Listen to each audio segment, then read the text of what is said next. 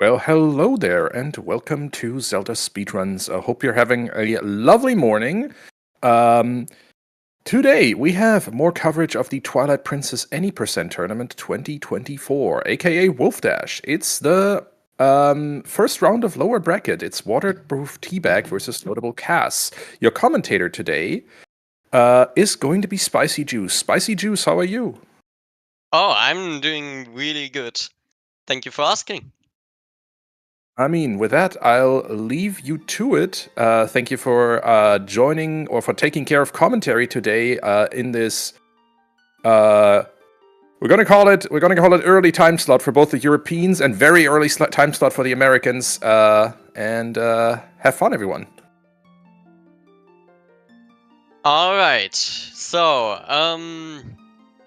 yeah, we are here with our beautiful runners, Notable Cass and Teabag. Cass is not the favor here. He has a PB that's 7 minutes behind the one of Teabag's recent 2:57. But it's still gonna be an interesting race because T-Bag is especially coming back to this race, specifically for Wolfdash, for running any percent. And otherwise, yeah, we are gonna see how this is gonna be going. The race is gonna start in 20 seconds.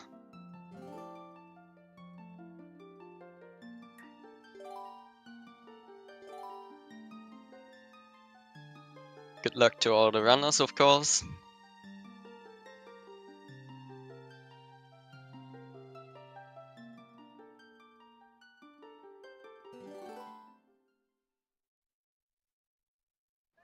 Yeah, so now we are gonna start with the first sequence break. We all know, we all pretty much hate. It's the gate clip. The one and only where most resets come in a speedrun. It's kind of RNG, not necessarily too much. But yeah.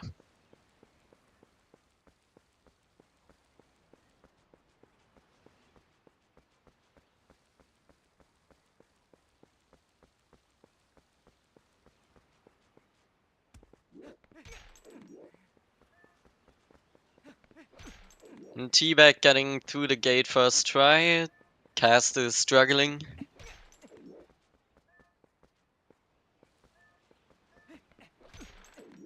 The gate can be pretty bad, as you can see here. They are both going for the safe method of the back in time to confirm that they will get it.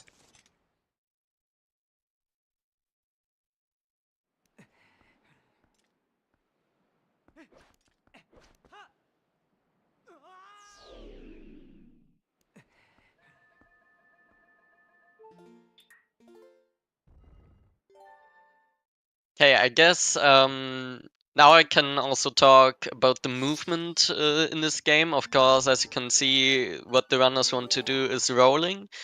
Most of the time frame perfect, so they lose as low amount of speed as possible. I believe also both of them are doing a double tap method, so in case they miss a roll, they don't lose a ton of speed because they are still gonna get out the roll.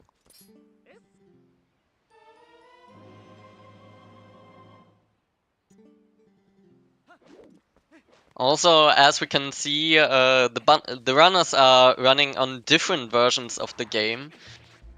Teabag is running on German, which is currently the fastest version of the game, by I think about 2 seconds.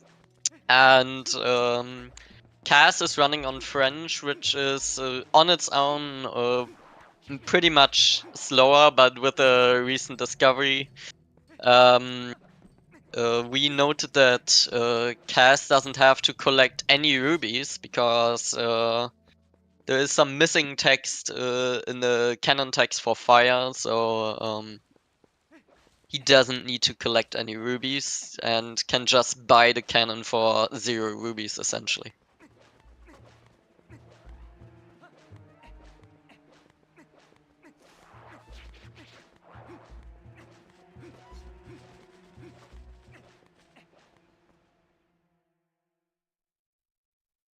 Okay, so since G's, the second commentator, didn't show up, we've now got someone else. Jacrate should be coming in this call soon.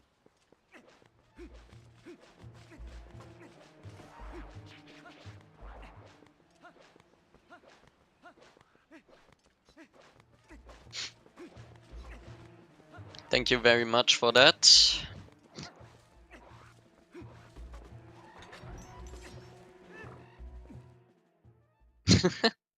Just stabbing the air.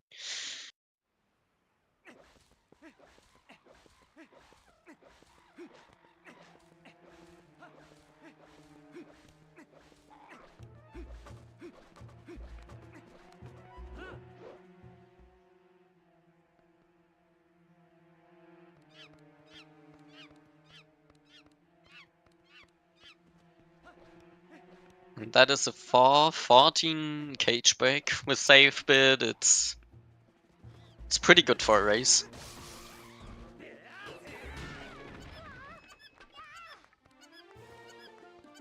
And Cass not quite with the 430 cage break. About 15 seconds apart now.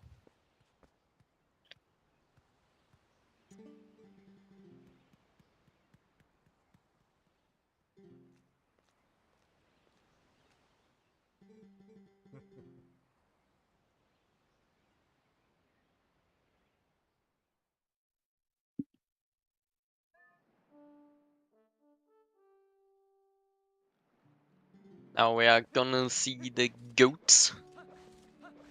They can be very annoying. A time that people are aiming for here in the race is a sub 20 seconds, but also 25 seconds is still fine.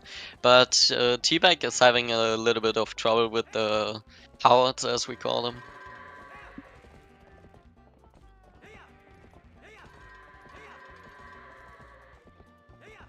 Yeah, those goats really do not like him. Cass also having a little bit of trouble. Hello there. Yo, Jacrate, hello. This doesn't look like a very good goat. It does not. Thank you for coming to the commentary. Yeah, no problem.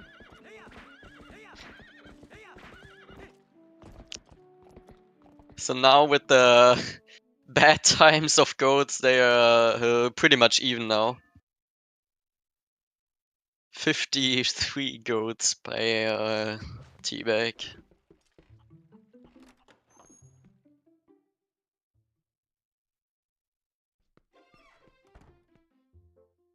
So they're gonna go into bow sumo wrestling now, which is basically just fancy rock paper scissors. So hopefully both runners will be able to push him off the platform in one cycle each. They're probably gonna try to slap him and hope they get the right RNG.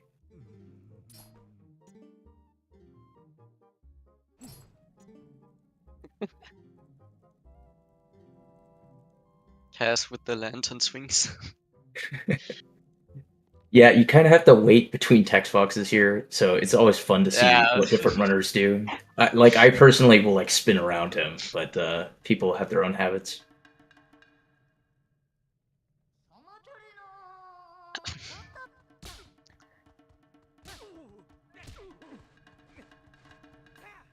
Yeah, so with enough mashing of, I think it's 13 hearts, they can just beat a bow in one cycle after they slap and then push.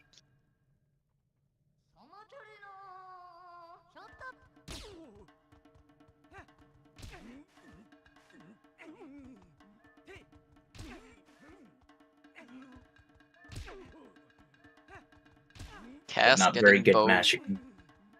Not very good mashing from Teabag. And yeah, Cass having some bad RNG here. He doesn't know if he should slap or push. Or no.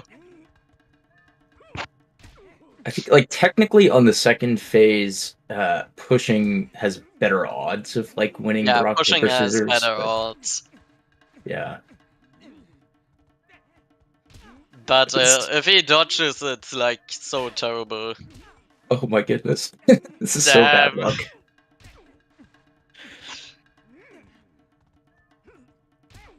Yeah. Yeah. The best thing is your arm gets tired as well. And so like if you Yeah, get that bad is bow so RNG, bad. it's like harder and harder to mash. And then that'll also matter a little bit because you're like still doing a lot of text mashing in the early game and will want to be able to mash during sewers, which is coming up here as well. So hopefully Cass can recover quickly. T-Bag got a 805 Iron Boots by cast at 842.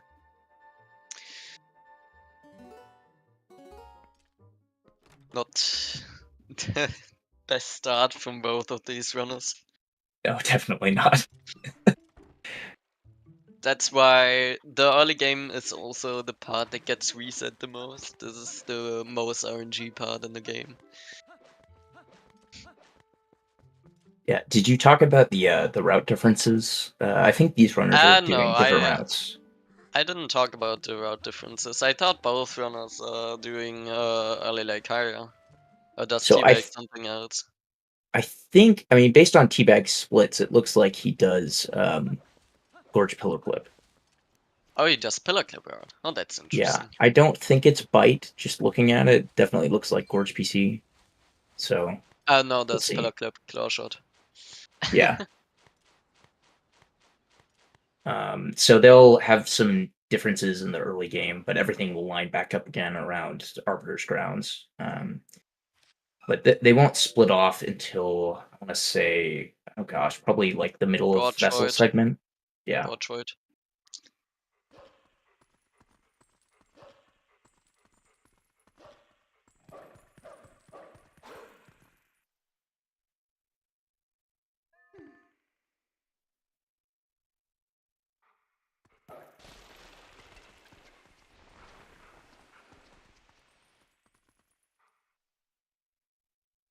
But yeah, the routes will be the same for the first 30 minutes or so. So we'll be able to tell who's ahead for a while. I think pillar clip route is also like only 18 seconds slower or so.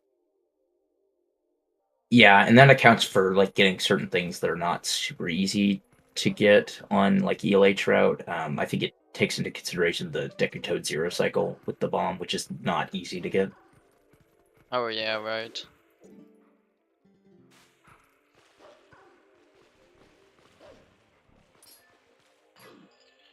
If we want to talk about the wolf movement here as well, of course the runners want to dash a lot and want to avoid to walk slowly. So occasionally, as you might have already seen, they might tap a B attack in between. It's kind of dash cancel. So they can dash immediately again instead of needing to slowly walk.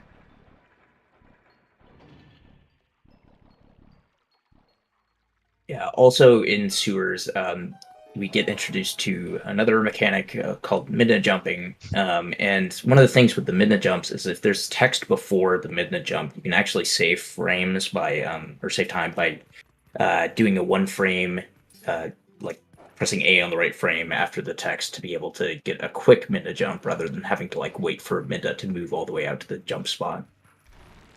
So on each of these, the runners are going to be kind of mashing. There's some other one framers like coming out of this tower here where Teabag is.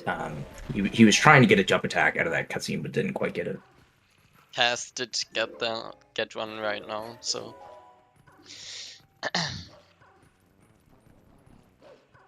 that's the comparison if you want to see it. There's rooftop. No wait, how do you call this section again? I don't know, No, rooftops. I think that's right. rooftops. Yeah, that's also a section where dash canceling is essential.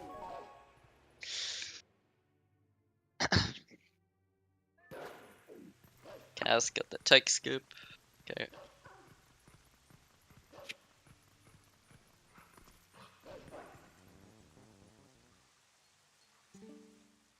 Now Teabag will approach the Hugo.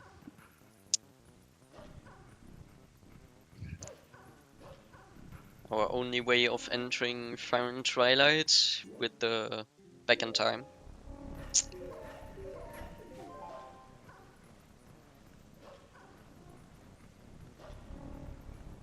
Yeah, as a consequence of back in time, we get the what we call the opponent tamed flag, which is what allowed us to get the Iron Boots really early.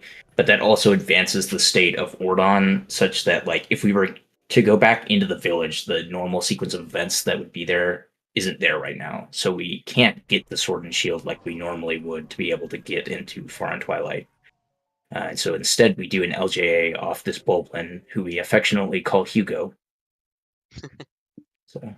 It has a great reason. He can be kind of stupid sometimes. Well, let's not say he's stupid, just uncooperative. Yeah, we can't be mean to him. It's his birthday after all, you know. Yeah.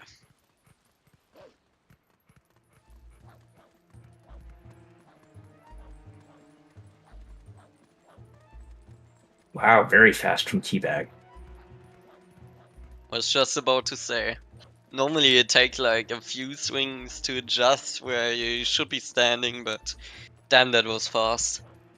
Yeah, that was very bold too. I mean, Hugo looked like he was maybe a little bit too far to the right, but it still worked. And like even without senses, just going for it, it's crazy. Wait, he did this without senses? I didn't even look. He got hit, so the senses went away, and he didn't turn it back on. He just Oh. went. Yeah. Okay. The senses are nice because you can kind of see the ground a little bit more easily, but Yeah, the textures where you position yourself and Hugo.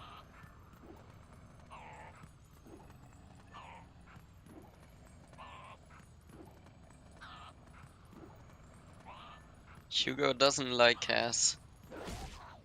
That was very far forward. oh no. No, no, no. That will lose Cass about 90 seconds now.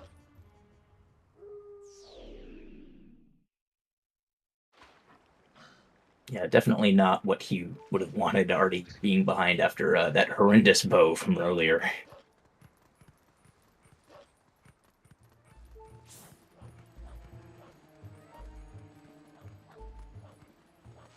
Meanwhile, Teabag is going to head straight for North Faron to be able to do a trick that we call Early Master Sword, which, as the name would suggest, allows us to get the Master Sword way earlier than we're supposed to by doing a super jump off of a Shadow Beast. So we can talk about that more when we get there.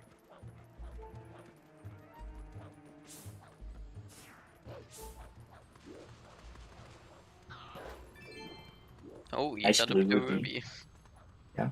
Isn't really that good for French, but Yeah, I didn't think about that. That's yeah, he doesn't actually need those rupees.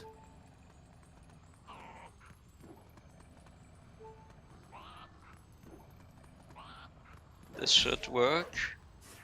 Yeah, nice. There we go.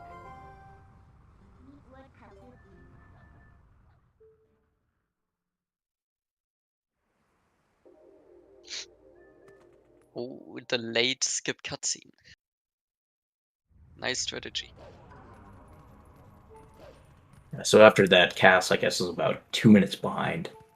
There's still Yeah, a lot should of be. things in early game and even in late game where Cass could save time. So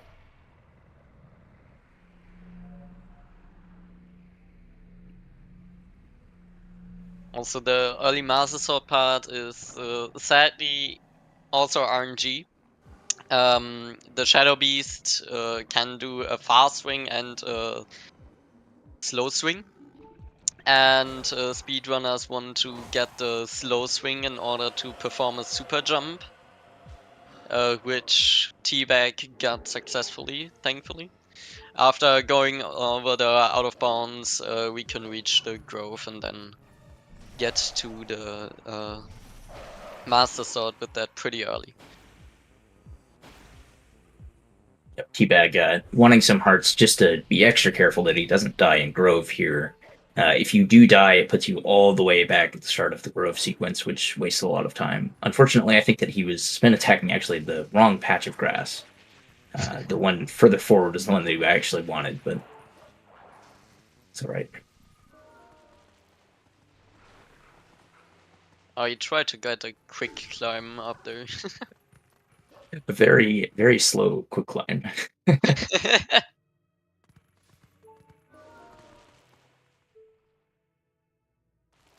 Yeah, you were mentioning fast swings. Usually Jamal doesn't give too much trouble. I don't know what the exact odds are between the fast and slow swings, but if you go in there with more than one heart, usually you'll be fine to get a slow swing before you have to like go grab hearts or something. It is technically possible to do EMS off of fast swing. It's just really, really difficult. Sometimes Jamal will just like 6 times in a row give you the fast swing though, which is awful when it happens. Exactly.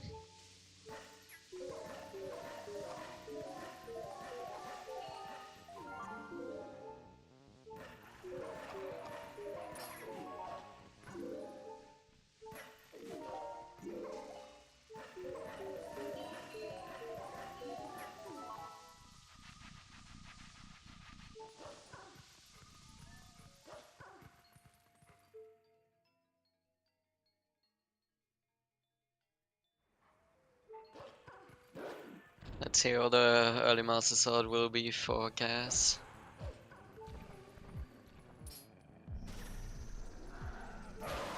He got a slow swing. Alright.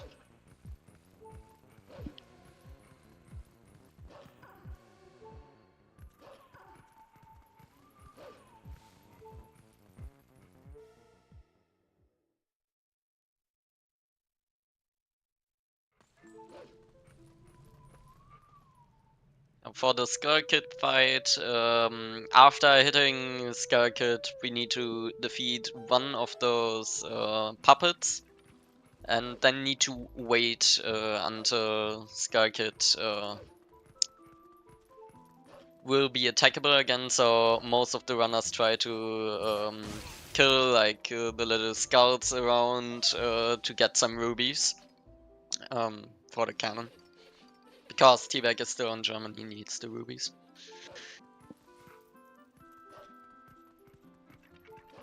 Yeah, and ideally they kill just like one of the puppets, because only one of them needs to die to start the Skull Kid timer.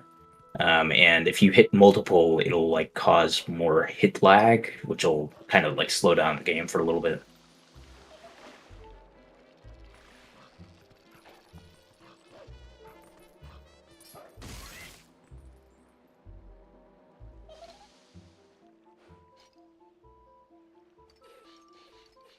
But this should be a pretty good Master Sword time for Teabag, given what happened in the Iron Boots segment at the start. This should be like a low 22.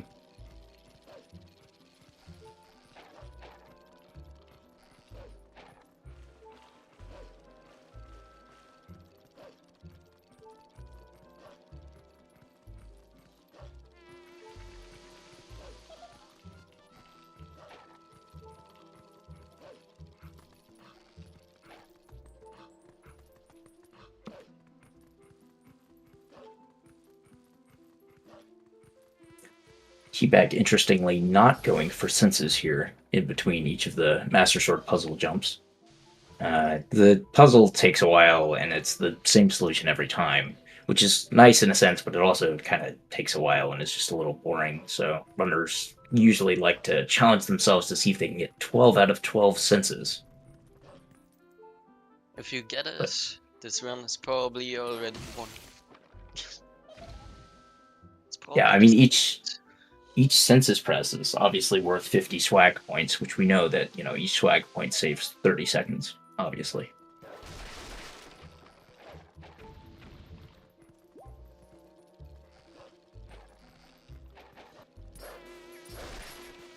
Oh. Oh no, Cass! That's some struggle.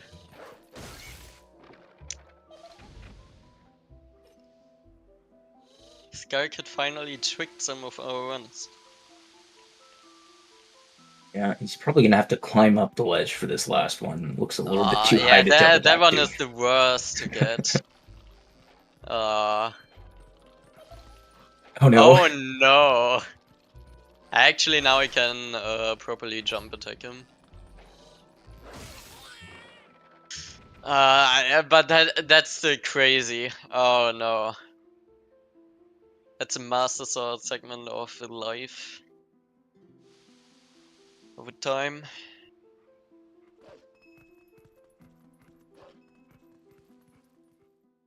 Yeah, usually runners don't lose too much time in Sacred Grove. The thing that loses time in the segment is early Master Sword, but Yeah. sometimes the Skull Kid fight can go crazy.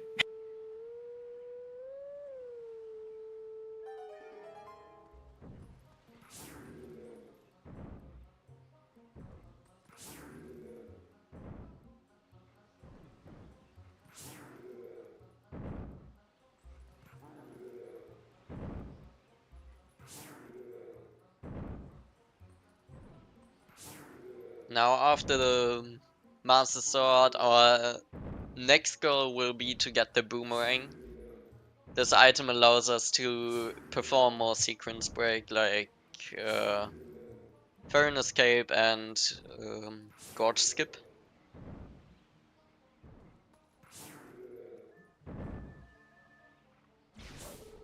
And I think some more that I don't remember right now.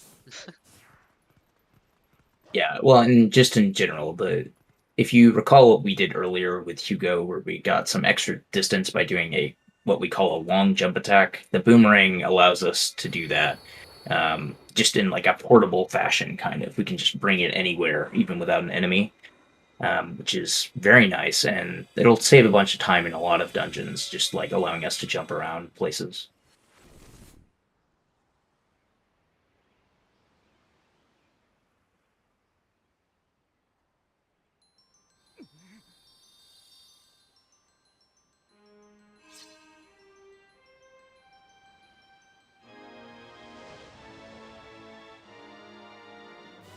Yeah, I'm not actually sure that there's like a realistic, like not super slow way of getting out of Faron generally without getting boomerang in the first place as well. If you want I to think, stare 4 weeks at a Blue Ruby, yes, you can. yeah, I was going to mention there's a rupee slide, which you could use to bypass the mid trigger there in theory, but it would take forever. Yeah. I mean, before, if there's no Twilight, you can do it with some Epona out of bounds. Like fishing rod duping, if you want to do that really, but Yeah, that's a getting good off point. the way to get the fishing rod is not really saving much time. Right, yeah, if we wanted to get the fishing rod, we wouldn't be able to do back in time, which would create all sorts of problems, so it's also just not fast in general to do what we're on. Yeah. Additionally, we still need the boomerang to beat the game, so there's no point.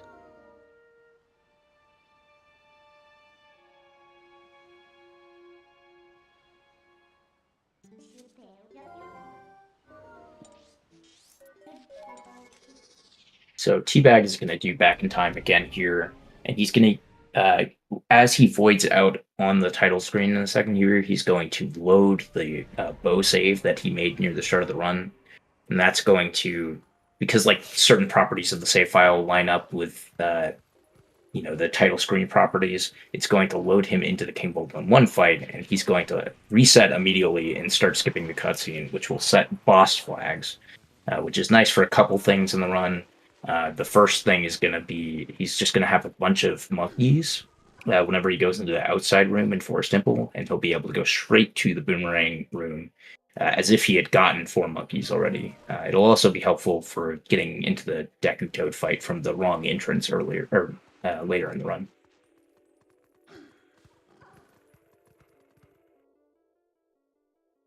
Teabag thankfully not busting his nut. Those spiders can be very annoying to get past.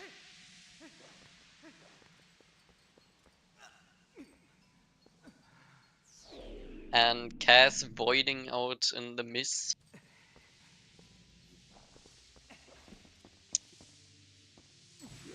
Can happen.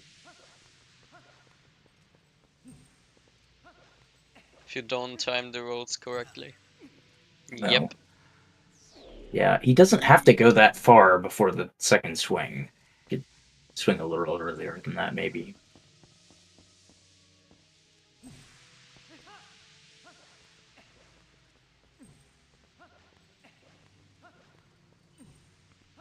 Yeah, there we go. Yeah, nice. He's going extra careful now. I don't blame him after voiding out twice. Because having such a bad time in the early game can annoy people, so... God, that makes sense. T-Bag is now gonna fight Ook. Ook can jump a minimum of 2 times, but he can jump more. But he got the perfect Ook there. That's nice. Yeah, how the RNG works for that is a little bit complicated, but the gist of it, last I checked, was that it's like a 75% plus chance that he will jump between 2 and 4 times. And you have to get pretty unlucky for him to jump more times than that. And thankfully, because we have the Master Sword, we only have to get one cycle, which is nice.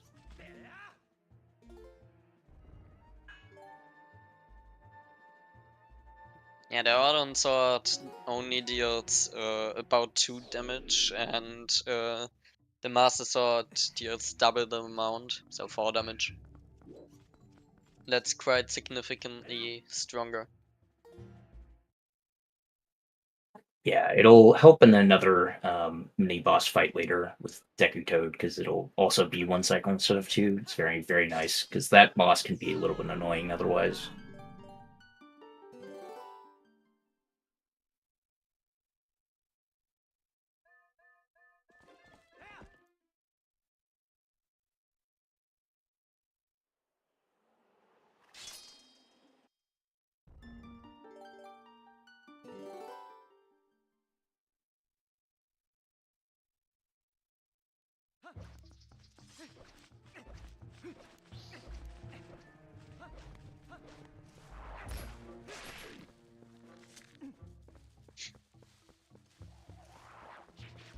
And I guess Teabag did get a 29 boomerang, which is pretty good considering it's a race and like B exactly how bad his goats were earlier. It's also about 30 seconds ahead of his PB, so consider that. Oh no, wait, is that... Oh, I think it's compared to his worst segments, my bad. I looked at the wrong time. There it says he's about 30 minutes ahead. Yeah. No, I don't blame runners in races for running against some of worse. It makes us feel a little bit better.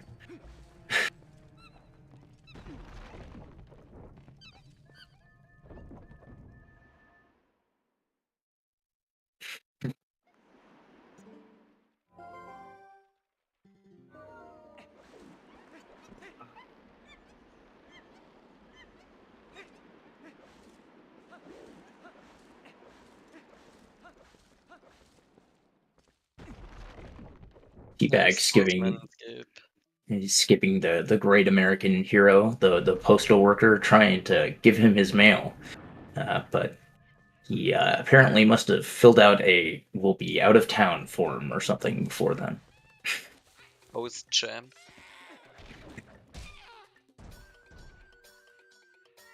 Hopefully, that will be the only time in the early part of the game that he has to skip the mailman. If he misses Gorge Void, he'll have to skip him again.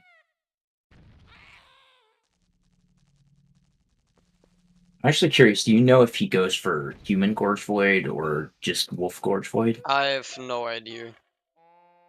There have been more people lately going for Human Gorge Void, which loses a little bit of time, but allows you to have like 2 opportunities to get Gorge Void. I think Nimzo does it. I've seen a couple other Yeah, people do it. Nimzo does it, but will probably not in the future because it's losing time. Yeah. Yeah, I think if you what I heard last was if you like get the early frame, which by the way he just got Gorge Void, which very nice. Yeah, it's a one framer. Yeah, if you get the early frame with the human method, I think it like somebody said it loses like 7 seconds or something. It's the basically the amount of time it takes to do a couple transforms. And then it loses a good chunk more if you get the second frame, because then you save warp, which is a Oh, little I slow. thought the reason is that you can buffer like two inputs. Like you can still do a jump attack, but you can also put on your iron boots, essentially making it a two framer instead of a one framer if you make it with the right method. Yeah, no, that's what I'm saying. I'm saying like, I think if you Okay, don't then I get the didn't jump attack, understand. no, you're good. I didn't explain it very well. But yeah, so if you get the jump attack, I think that it like loses the cost of time of like a couple transforms. Also, nice rupee roll by Teabag. And if you get the iron boots frame but not the jump attack, basically, then you have to save warp, which loses a little more time. At least as far as I'm aware. Never gone that far in depth. But that's what you are here for. Well, unfortunately, I don't really know either.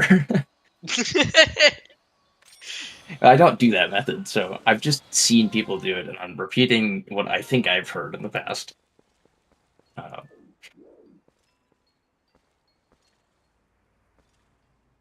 Midnan doesn't like Cass going out of Farron.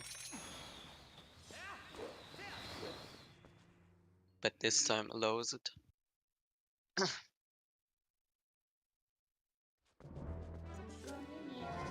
so the whole reason that Teabag did Gorge Void earlier, which was that one frame jump attack into the void, was so that we don't get force warped back to Faron, which would involve like extra running back towards the Gorge to do Rupee roll later. Um, it saves about a minute to get Gorge Void, but he still wants map warp to be able to, among other things, I guess, warp the cannon later in the run, which And saves a also lot of do time. map glitch and Yeah, that's true.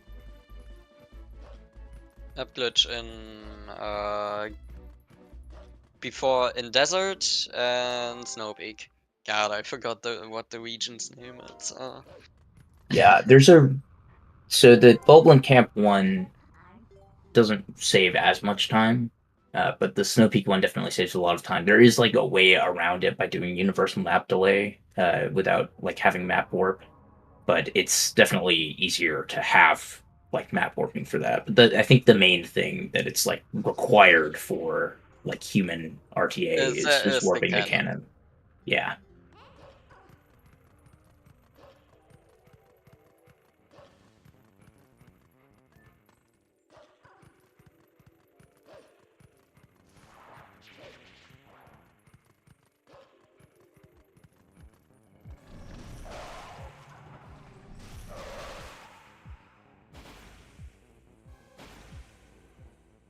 Nice pull. Cass also getting Gorge Void. Very nice. Got it.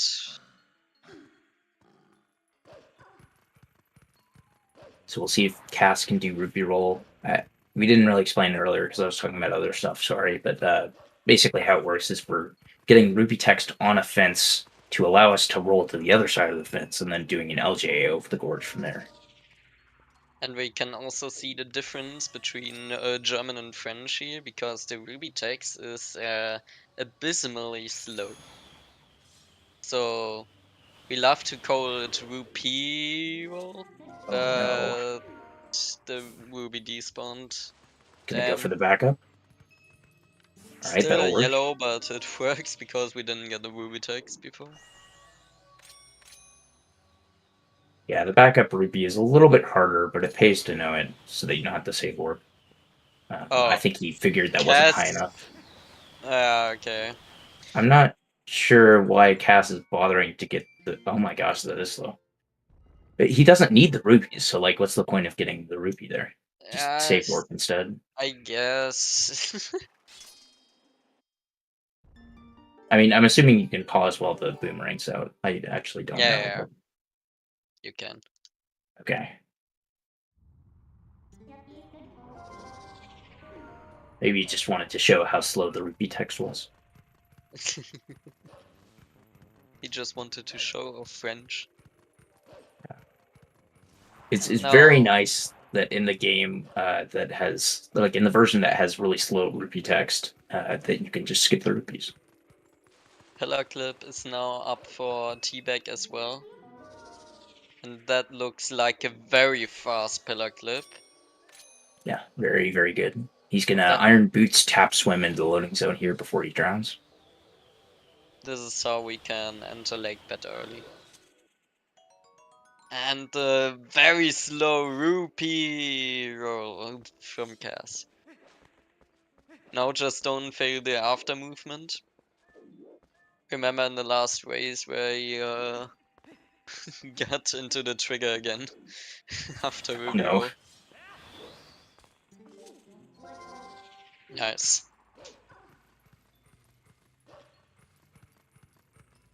Okay, so this is where the route changes a bit. Yeah, so Cass will not be doing pillar clip to get into Lake Bed Temple. He'll be doing something else later. So he won't actually go in there for a while. And so they'll meet back up again. There's some route changes until about Arbiter's Grounds. Yep.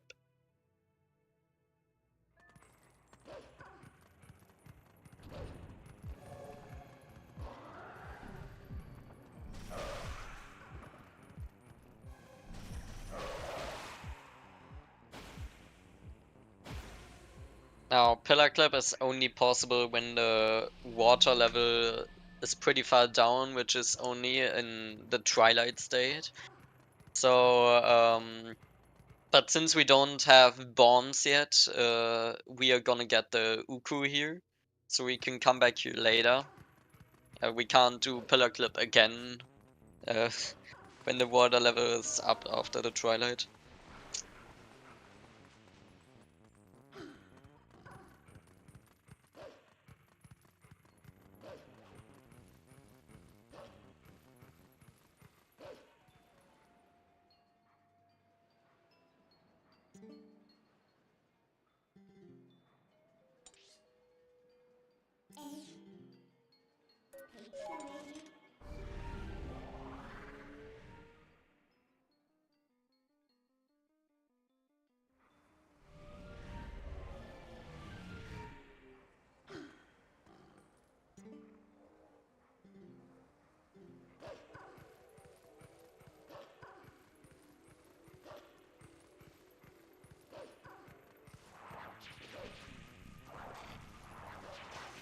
Now we come to the mentioned boss flag thing that we have another advantage of. We can just go into this room, like the back door.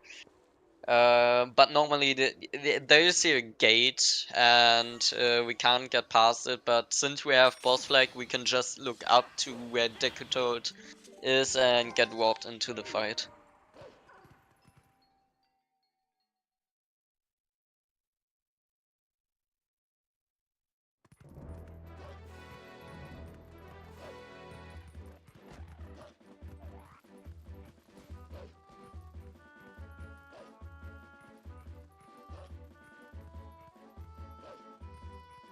That's a very nice Decatoad 1 cycle.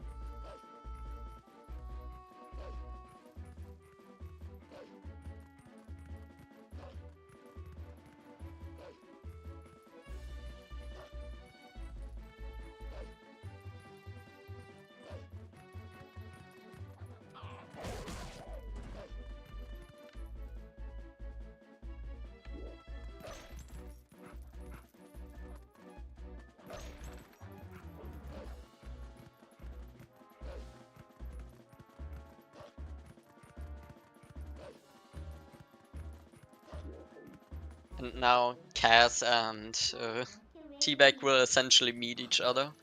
They now do the same thing basically.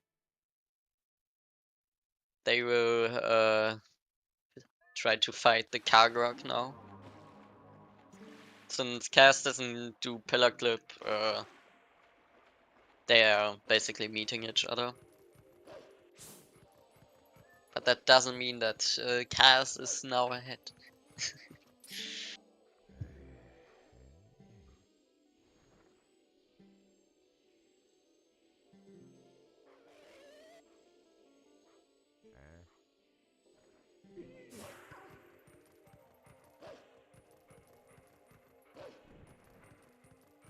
There are two versions of how to fight this, but most runners are going for the safe method. There's another method to drown in the water, basically, and then killing the Kargok flyer. I don't know how you call those. The Boblin Archer? Bulbin Archer. Yes. Yes, those Twilight enemies are still Bolins, I forgot. Yeah, if they drown in the water, this also counts as defeating him. And T-Bag is actually doing that method. And has success. Yeah, it's usually not too bad. If the Kargrak grabs you, and like while grabbing you, the Boblin Archer dies underwater, then you'll crash the game. So you don't want that to happen, and that would lose a lot of time. It wouldn't lose as much time for Teabag since he recently saved, but still a pretty good chunk of time. So a lot of people in these races are just going for the safer method.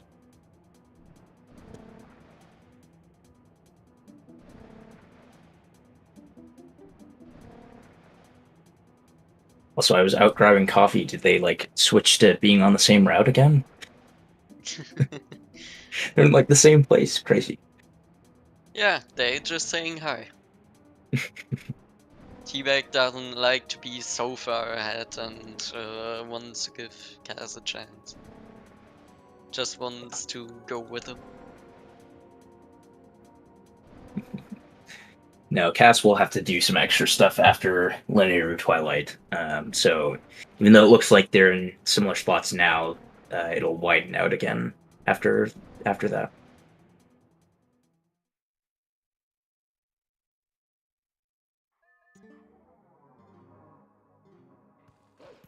And the goal of this entire trip is to get the Zero's domain portal, of course. To come here back later for when they need to warp the meteor after Alien Twilight.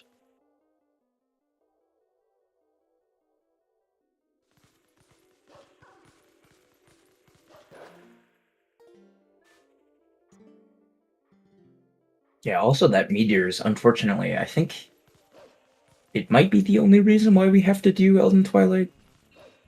It's one of the reasons that we do it for sure. It's the only reason, as far as I know. Oh, probably also the cannon. Yeah, I was wondering about the cannon. I don't know whether or not we can warp that in Twilight. We might be able to, but I don't really know.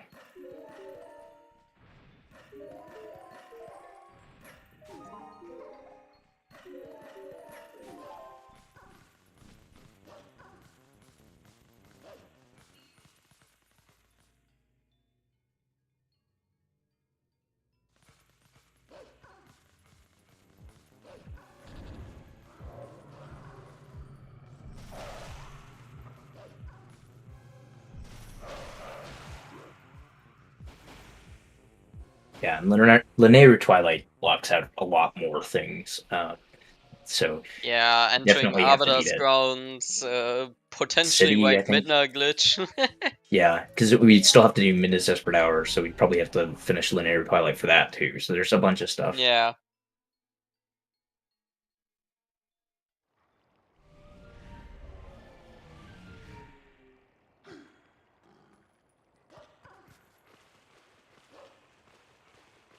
But the roadblock of Alien Twilight really sucks.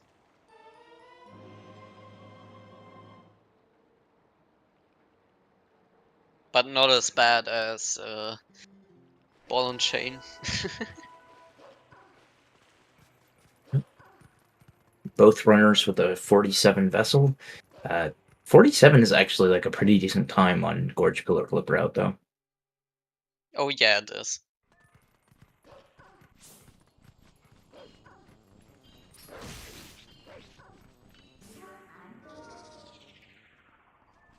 Yeah, this is a movement heavy segment. It's pretty optimized, and so we're gonna see a lot of cool human and wolf movement throughout the segment. Probably mostly wolf movement, but still.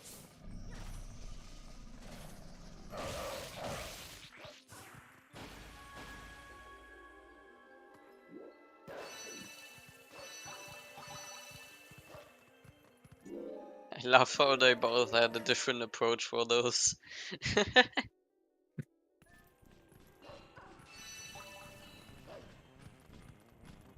Oh, Oh no. one to make sure to get the tier. Yeah. The tiers can be a little bit finicky sometimes, and they don't want to get collected.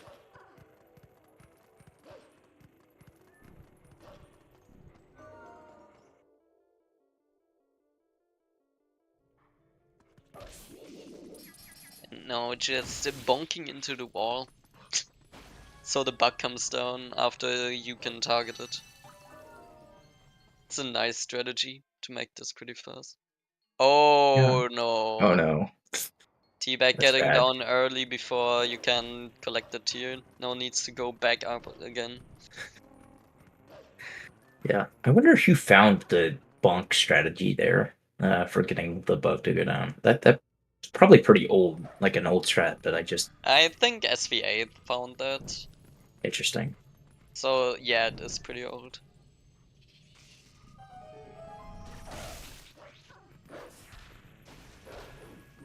This building right here, Eld Inn, is notoriously kind of difficult to move around in. There's a lot of things that you can bonk on, a lot of things to target. If you're trying to get rupees, you may be also trying to get the yellow rupee from the cupboard in this room that Cass is in right now.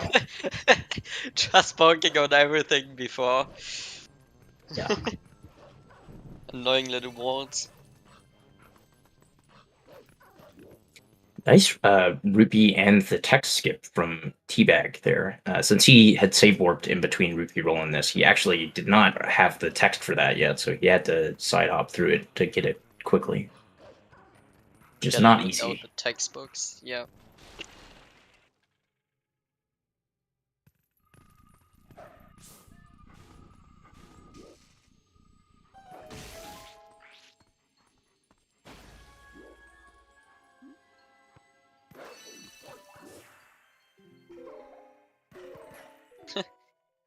I didn't even know there were boxes there to collect rubies. There are. Sometimes, usually they'll have a couple rupees. They can drop as many as like a blue or a yellow as well. So if you get lucky, you can get a lot of rupees. Oh, that's crazy. I never knew. I I don't know usually if do the you, bug pushing though. yeah. Do you run on French? Like, do you need the I run on rupees? English. You run on English. Yeah. Okay. So that's a good thing to know then.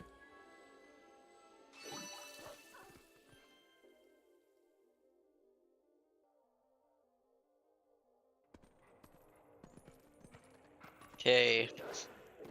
Oh no. Already the setup was wrong. They are both trying to do a bomb power skip.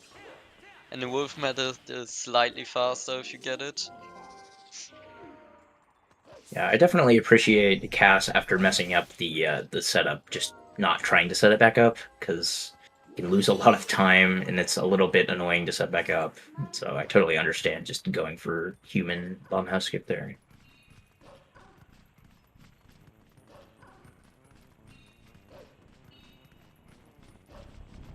But they're almost in sync again. This is crazy. Oh, they are for me. I mean, the timers are not are like half a second delayed.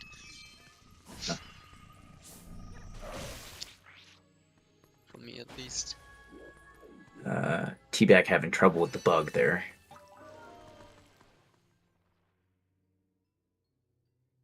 Yeah, I think the fastest way to deal with that bug is to like kind of just have him run into you in the corner and then he'll go out towards the exit and become vulnerable.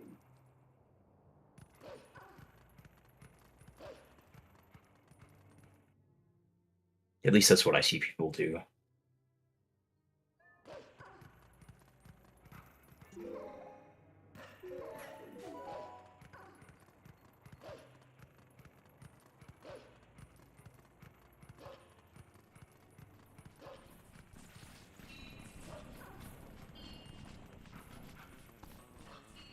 couple quick climbs here. Very nice. That one is not too difficult. The one in Sacred Grove is just like annoyingly hard and precise. I never go for the one in Sacred Grove. I just know, oh no, this is too difficult for me. I'll just skip it. I just do the slow version. Yeah, same here.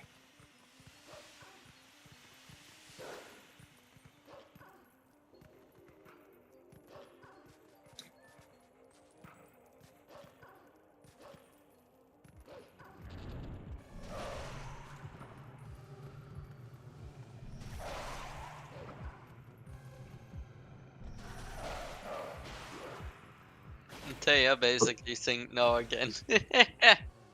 Yeah, those were both pretty good Shadow Beast fights, so both of them, they really aren't synced. Both of them should be able to get the early win cycle here, I think. Yeah.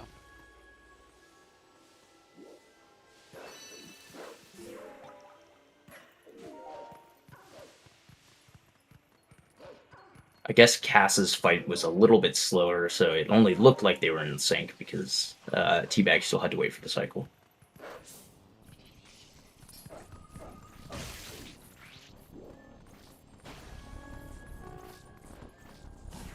Oh no. Yeah, those things can be very annoying. Yeah. Yeah, Cass would have liked to be able to target there to do a jump attack to grab the tier quickly, but there's too many things around to target, so it's actually very difficult to do that. They all just like him. Yeah, it's better if the bug goes towards the ledge so that you can kind of climb up and just dash off towards the tier, but it didn't do that for him, so...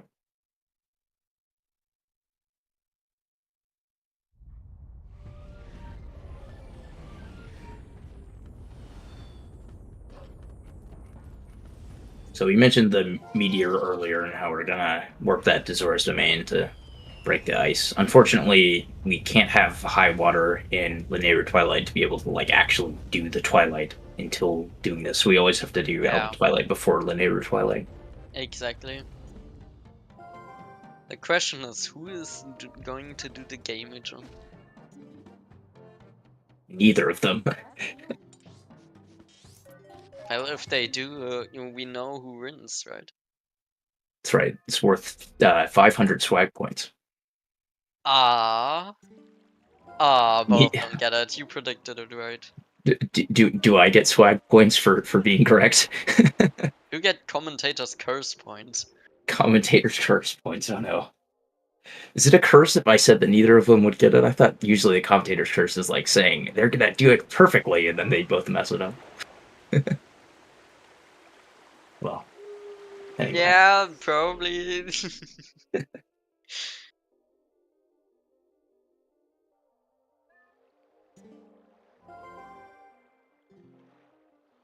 But yeah, the side hop saves a few seconds there. It also has some visual effects on like the mini map where you can see their Lake Hylias look full of water there.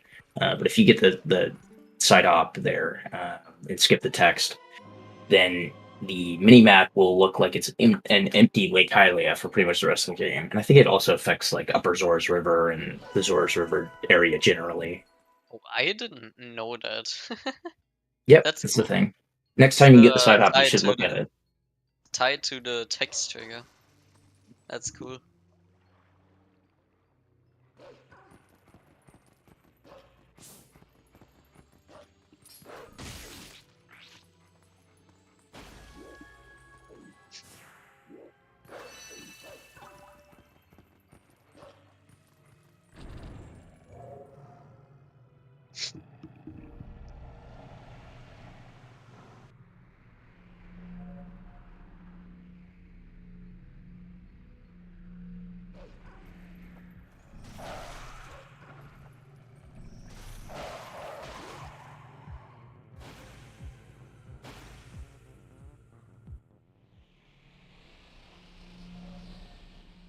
Interesting to see how people do the Shadow Beast portal fights sometimes.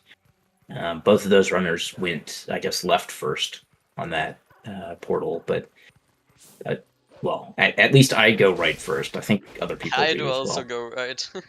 Yeah.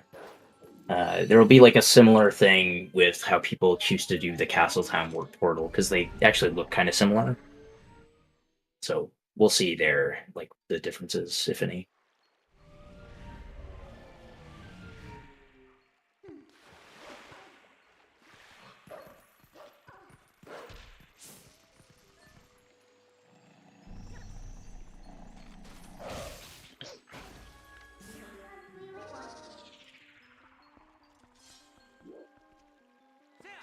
Both of those needed to transform there, because otherwise Midna would tell you, no, you can't transform here. There are people who are seeing you.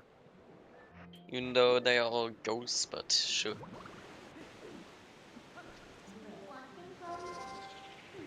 Getting the roll of shame after Waterfall setup by not letting go of the control stick.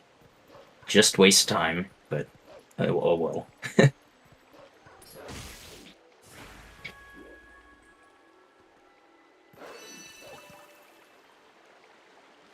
Lily pad bugs now. The worst thing of Lanayru Twilight.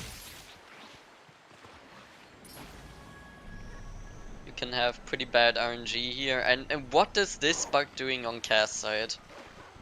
Wow. Trolling. There we go. Yeah, very, very bad luck for Cass there. He was already charging and the bug just said, nope, I know what you want to do. I'm not going in there. Yeah, maybe he could have played it a little bit differently by like trying to get closer to that second bug, but it was definitely staying far away from him. There is a nice graphic on ZSR that I think Simi made that shows exactly how to move between every single lily pad. It's very informative. Yes. If you want to dash or not dash. Right, or if you'll get a ledge grab, or it's nice.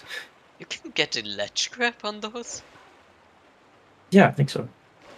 I mean, you have to be able to grab them to climb up, right? So I think you can like grab them after jumping, kind of, if it's a little too far. Oh. Yeah, if you land in the water before, okay. That's what you mean. Well, I think like I mean, you don't like really land in the water. You like grab out of the jump. You just grab the ledge, I think. Interesting, never seen that.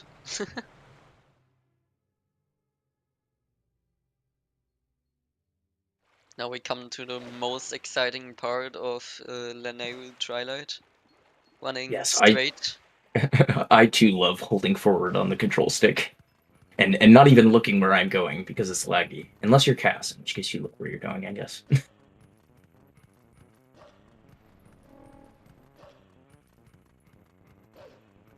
At least in the Lanayru field here, you kind of have to like aim where you're going first. The next area is like even more hilarious because all you have Yeah. to do out of the loading zone is just hold forward. Oh, well, don't forget about the C stick. I guess you also have to press A occasionally. Possibly. I mean, they could press sense if they want, but It's true.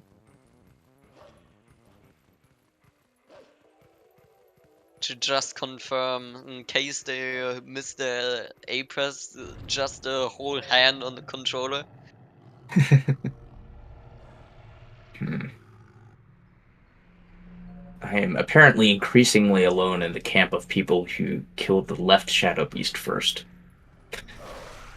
But I'm doing anyway, the right here first. I have heard that supposedly going right first is faster, but it's pretty easy to just do the left one first since you're right there. I have no idea, I'm just doing it with feeling. Whatever I prefer. Okay, Castletown is a segment, is a map where you have very slow walking speed. After dashing, you will run slowly instead of fast, like in every other area, so they just do dash cancels all the time.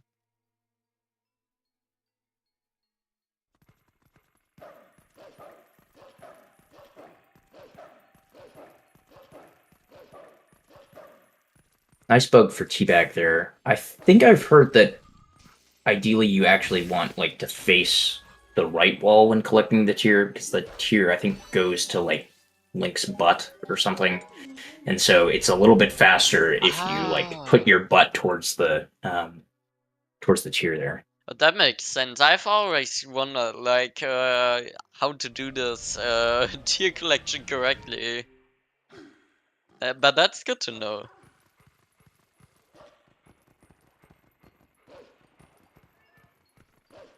This bug right here that T-Bag just got can also be very annoying, depending on where it is. Like, it can be over the water for quite a long time, and then you don't really want to kill it. Yeah, although like kind of running underneath it and just starting a mid charge is fairly consistent.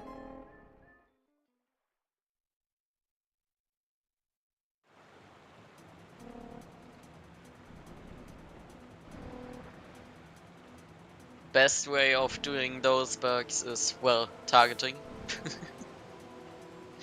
Actually, I've heard that you save a few frames by like not targeting, but yeah, it's easier to do it if you target for sure. And the time difference is like not large at all. Somebody said it's like maybe a few frames or something. It's not a huge deal.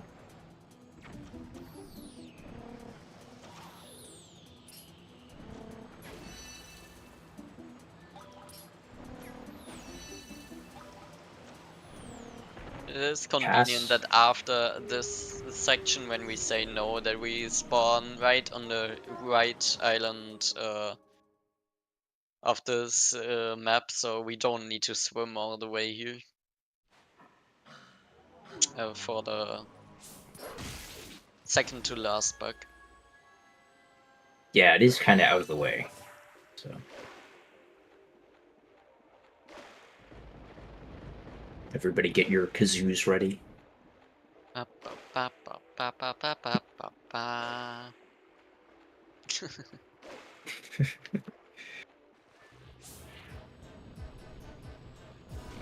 The way the boss bug works is whenever he like finishes his swing, he becomes vulnerable. But that's actually kind of slow. And so what we want to do is, as he's dashing, interrupt it with a jump attack, so that we can grab him a little bit earlier on the second and third cycles.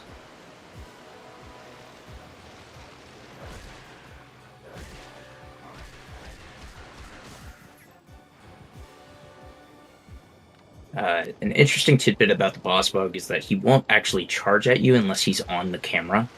So you can use that to like manipulate him to charging for specific spots, but it saves a little bit of time to just keep him on the camera the whole time.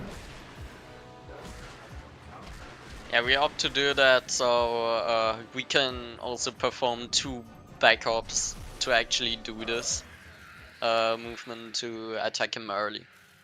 Yeah. Yeah, so it's easier if he comes from like the way where you can backflip on the long side, I guess, of the, I don't know how to put it, of the platform, but from the other sides, it can still work. You just have to be like at the very edge of the platform to be able to get the backflips in. Cast barely not getting a 10-minute segment gold. That's always what he wanted. A sub 10 Lineu Twilight. Sure, it's nice for Cass to see something other than red this run, so nice to get it gold.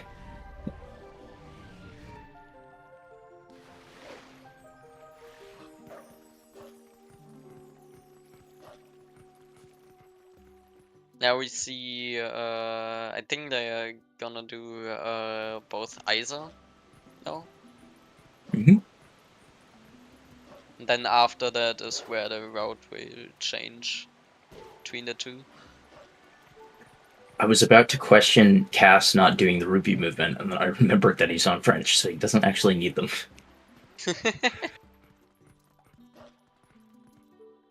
Also, in comparison, Cass now took intentional damage for the trick later on for early late career.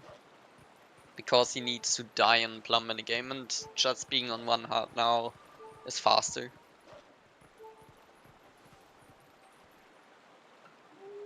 Of course, they both need to hold on one Howling Stone because they still need Ending Blow for Ganon. For Ganon. Yeah, it's the one, I think, required use of Ending Blow in the entire game. Yeah, the only one. Yeah. There's like other bosses where you can, I think, do like something that's like an Ending Blow on it, even though you don't have the skill. Um, but yeah, like on Morpheal, for example, like you were saying. But you do actually need it for Ganondorf. For some reason, it doesn't just let you do it. There's the wolf that we normally would get it from in like a vanilla playthrough is like we can't get it very easily because we would have to beat Fawn and Twilight, which is slow. So we just need to get another wolf instead, and this one is very convenient because it's right outside Castletown, near somewhere that will spawn at the end of Midas Desperate Hour, which is nice. Yep. Exactly. So now the weird movement that they are both doing here is just to make sure to be a wolf in this fight. Because being wolf here makes it possible for us to get to the room of Isa, to get her land bomb back, but then we are just gonna warp out and say, nope, we are not gonna help you, even though we just said it.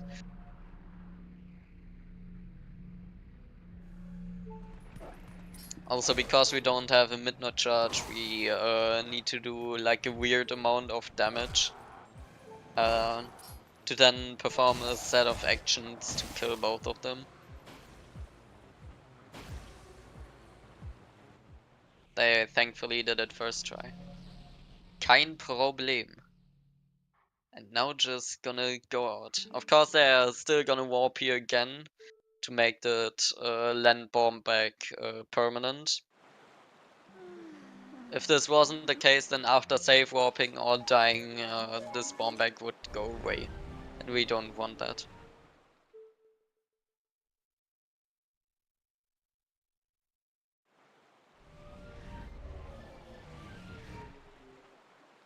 Yeah, the second bomb bag that we get is actually going to be empty temporarily. We could refill it by talking to Isa, but it'll refill on its own as soon as we game over or save warp. And so there's no point in talking to Isa again.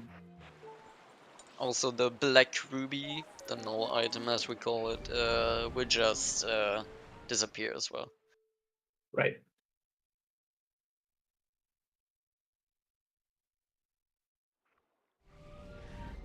I guess we'll also probably see from Teabag having dual boomerangs in a second here. So now they are on different segments. Teabag is now gonna go to Snow Picoons, while Cass is now gonna go do Lake Bed. Yeah, that movement there from Cass was to try to skip the plum cutscene. Unfortunately, I think he didn't climb in the right spot, so he couldn't howl in time. Either that or he just didn't howl in time, so he got the cutscene. But now he's going to bonk out of bounds here to game over in this area, which will reload him into Lake Hylia and try to carry over the minigame state, which doesn't work well with Lake Hylia, so it's just going to not have any water.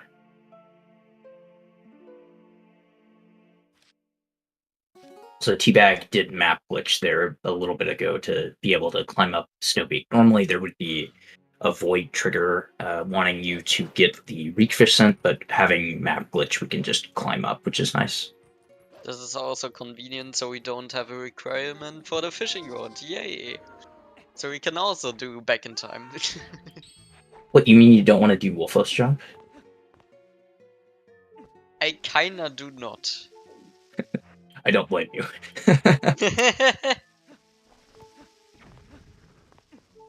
Yeah, Cass is doing a bomb boost to get into Lake Hylia here.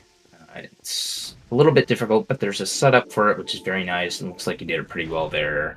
So there we go. He's gotten in. Teabag is going to howl again here. He's not going to howl twice because he doesn't actually need this golden wolf, but he's howling here to re-enable the loading zones and by getting rid of map glitch so that he can go into the Snowpeak Cave without soft locking.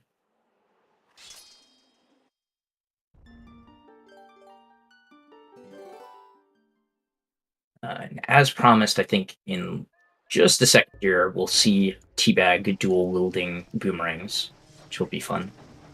At least for a moment before he equips Claw Shot. It's a side effect of Isa Bomb duping. There we go. He had two boomerangs for just a moment. I think that it's just because the game wants to put slot 1 items on both X and Y, which is the boomerang apparently. Yep. Yeah, I don't know why it does that, it just does. I don't know. I think like I don't know if the decomp people have looked into the Isa sequence too much. Like we kind of know why it does what it does, but it would be nice to know like more specifically.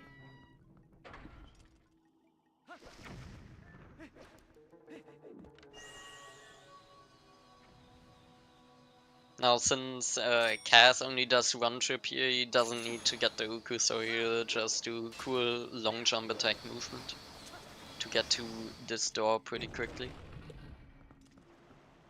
Yeah, he's also dropping bombs here because he's gonna want to grab water bombs for later to be able to beat Morpheal without the Zora armor.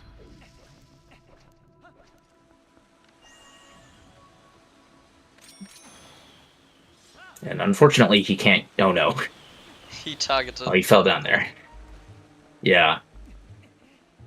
The boomerang has to be above like something that's higher than you or out of bounds or above a void in order for an LJA to work. So there it wasn't actually above the ledge that was higher than him, so you just didn't get an LJA. But that should work. There we go. Meanwhile, Teabag doing blind snowboarding to Snowpeak. He can't actually see very well, but is still going to go for this shortcut, which is a little dangerous, but should be fine. It's just a side effect of not killing the messengers at the top. The Shadow Beasts, I mean. I can totally see everything. It's just snow. Yeah, they nerfed the fog on HD, but on GameCube, it like you actually can't see very well. Also, the movement here is to skip a little midnight text. Very clean.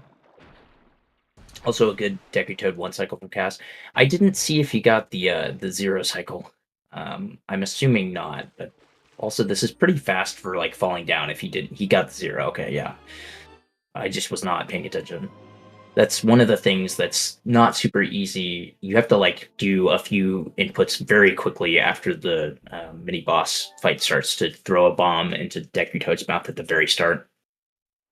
And if you do that, then you don't have to like wait to kill the tadpoles for the first cycle before Deku Toad jumps up and down.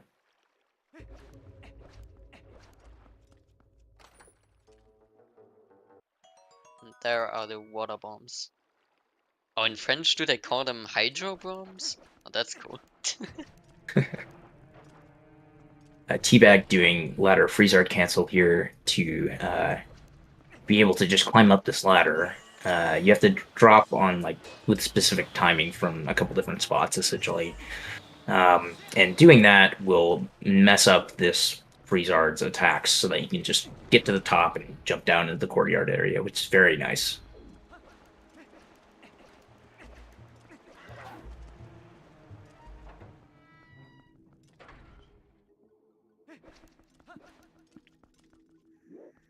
At this, we can get the ball and chain pretty quickly. Yeah, and Cass is gonna go ahead and clip into the boss room here. This is oh no, fell through the bridge. Yeah. Yeah, but we can kind of clip into the bridge and then backflip and clip into the area behind the boss key door. This is the only boss room like entrance loading zone thing that is not tied to actually opening the boss key door, and so we can actually skip the boss key in this dungeon and only this dungeon. It's very nice. Nintendo thought of everything. Apparently not of everything, otherwise they would have stopped us from doing this one. But yeah, They want to give speedrunners at least some joy, but not all of this.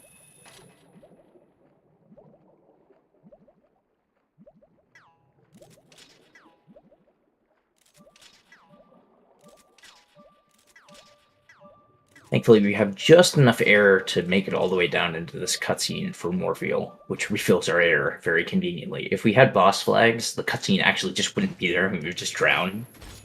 So thankfully, Deku Toad cleared the rest of our boss flags, which is nice. And the whole reason for having the water bombs here is that we can do a trick called swimming water bombs, which, to make a long story short, if you force unequip the iron boots while pulling out a water bomb, and then like move or don't move in specific ways, when you drop a water bomb, it'll refill your air meter because I think it thinks that you're on land temporarily for like a few frames. Yep. And so you just have full air meter again.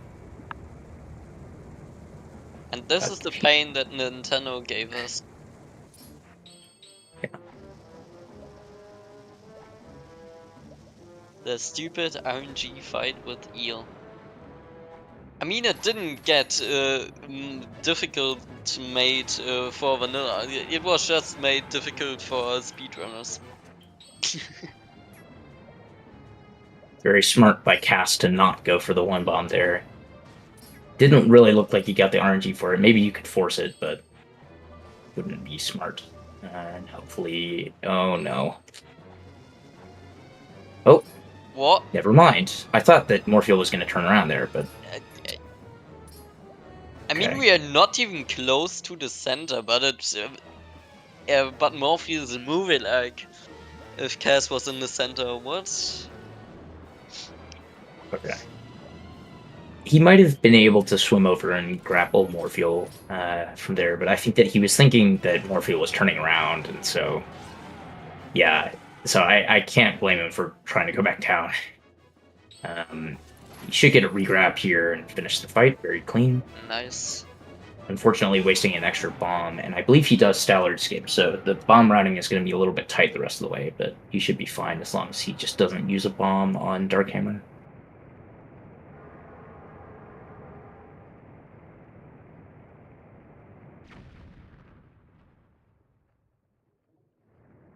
Now for this long cutscene, then we can look at Teabag and his Morpheal.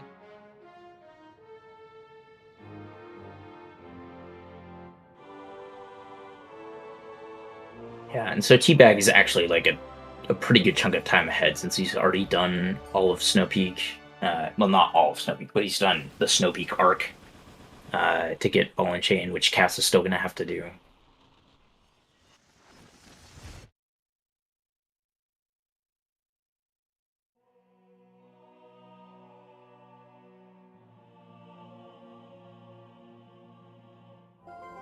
So I don't know the exact amount of time, but I'm guessing that Teabag is probably like,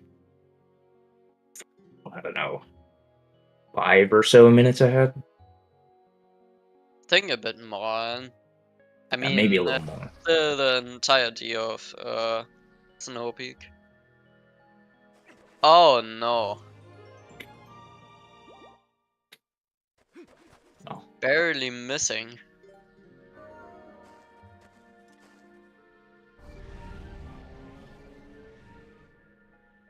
Oh, that eel is very high up, but still noticed. Okay.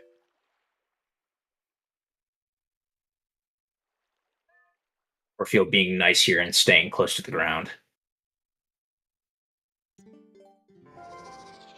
Yeah, if Morpheal just goes like really high up, you can just like die and it not even be your fault. You just won't have enough air to get to the ground. I think it's pretty unlikely for it to be like that bad, but I think it's possible.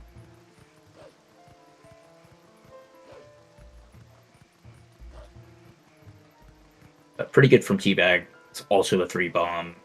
So both of our runners having kind of odd Morpheals, but coming out of it relatively unscathed.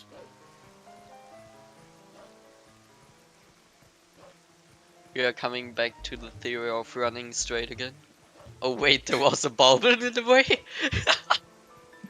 I didn't even know that it could be in the pathway.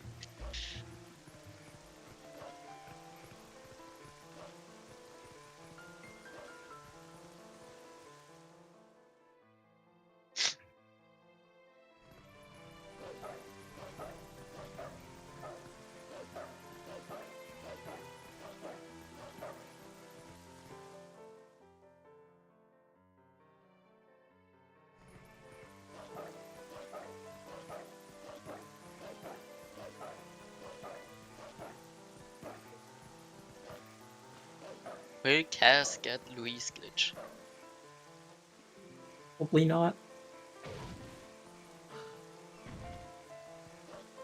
I don't remember how many frames it is. It's not super easy to get, though. Okay, he didn't. Teabag is apparently 30 seconds ahead of his PB. This is like a pretty good like bedtime for Gorge Pillar Clip Route, actually. Oh yeah, it's insane. Yeah. And y'all can't see it, but Teabag has something on his splits for like the vibes. And it's not immaculate right now, but he does have little vibe on there. It was big vibe before that last segment. So, kind of vibing. It's nice.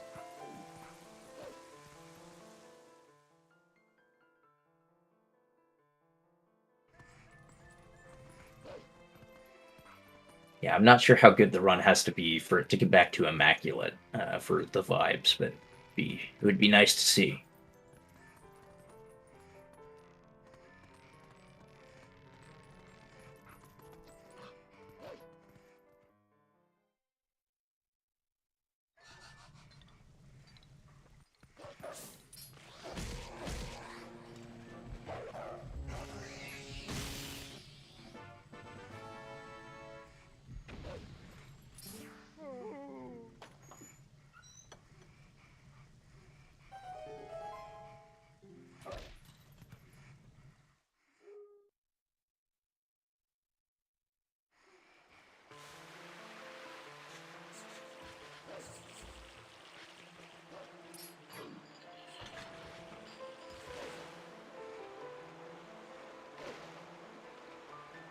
As of course going back through sewers as we do in MDH. Hopefully we'll get to see some cool movement in what we call Rope Tower in a minute here. Oh yeah, the cool movement. Yeah, there's lots of little optimizations for like jumps and jump attacks and skipping ropes and whatnot. It's a fun part of the segment. It's nice to see it done well. But it's not So no nice pressure. to see being done not well. Right, so no pressure, Cass. But we're expecting a perfect rope tower. Yeah, the perfect one.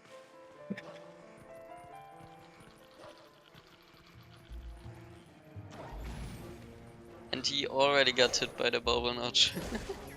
Oh, no. No! You do have to kill this Moblin Archer or else he'll snipe you, like, even when you're at the top of the room. Yeah, this dude has like perfect aim. Masterclass. So, ideally what happens at the start there is you spin attack the arrow away or dodge it somehow, and then he'll, like, back up and you can hit him in water, which kills him. But didn't quite work there.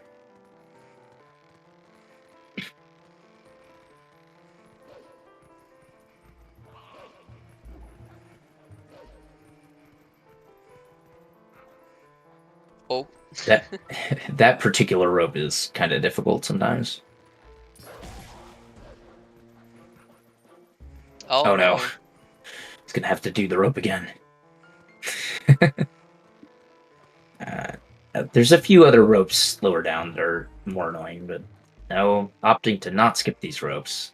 Oh well. I clearly jinxed it by asking for a perfect rope tower, but maybe Teabag will give it.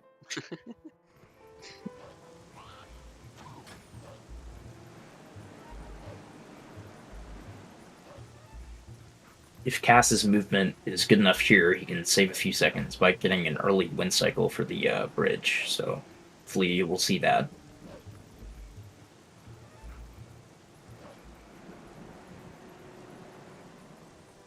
Gonna play it safe though, not go for it.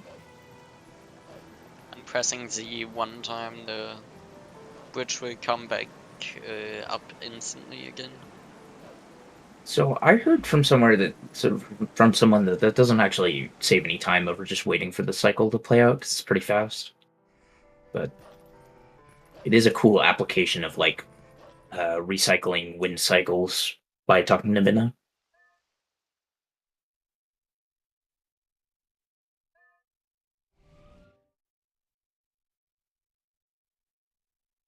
Now the perfect rope tower from Teabag.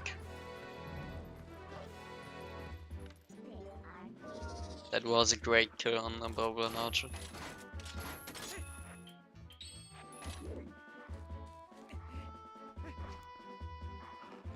Cass really tried there to save time by claw shutting the vines, but I think that I want to say he probably lost a little bit there rather than just climbing it normally. I mean, at least he had the right RNG for the climbing there. Oh, did he get a two-handed grab? Yep, he got a Yeah. two-handed grab. Okay, that helps, but he was also kind of a little low. Pretty good rope tower from Teabag. Yeah, also slow aim for Cass. Anyway, it can save time. It's just never very much. I want to say that like really fast, a second or so. So there's no shame in just climbing it normally. Oh no! Oh no. He got bridged. Yeah. Okay, at least he didn't get put all the way back to the stairs. And the cycle should line up again on that respawn if you like go quickly.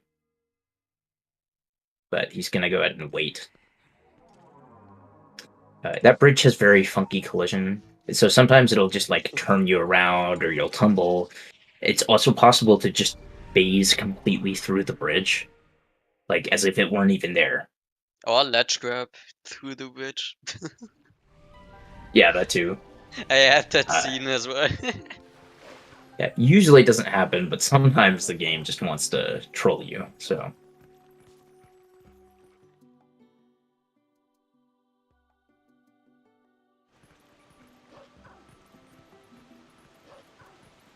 Yeah, so Chaos now has to do Snow Peak.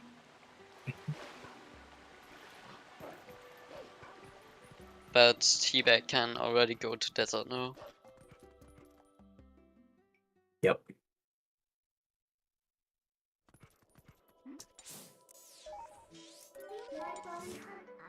Yeah, and the routes converge at entering like warping to Lake Hylia. So once Teabag goes to Lake Hylia, we'll know like exactly how far behind Cass is.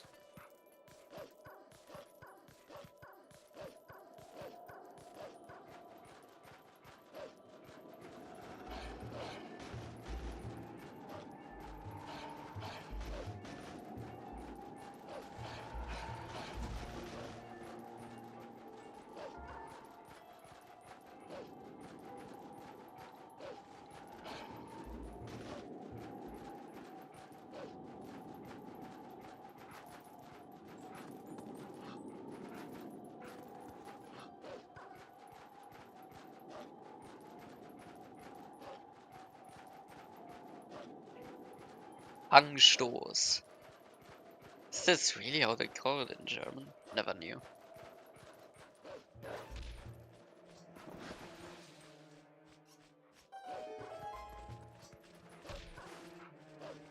Do you say that in English? Fangstoß. Probably something like that.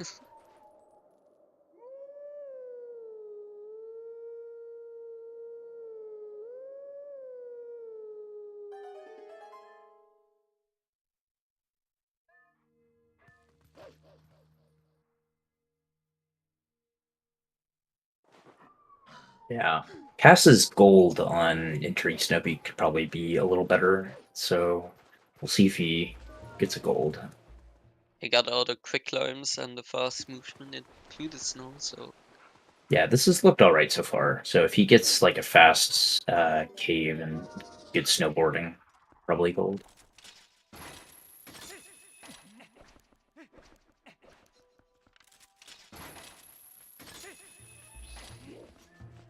Teabag unfortunately forgetting to split on the 7th rung of the ladder. I didn't know that. Wait, the heartbeat does a reset on T-Bag screen if you target every time. Yeah, you have to. I think you have to target at like the same time as the heartbeat comes up or something. Oh, Cass doesn't do the shortcut. Okay, that would explain. I don't think it's actually easier to not do the shortcut because you still have a kind of a jump that you can't really see what you're doing. But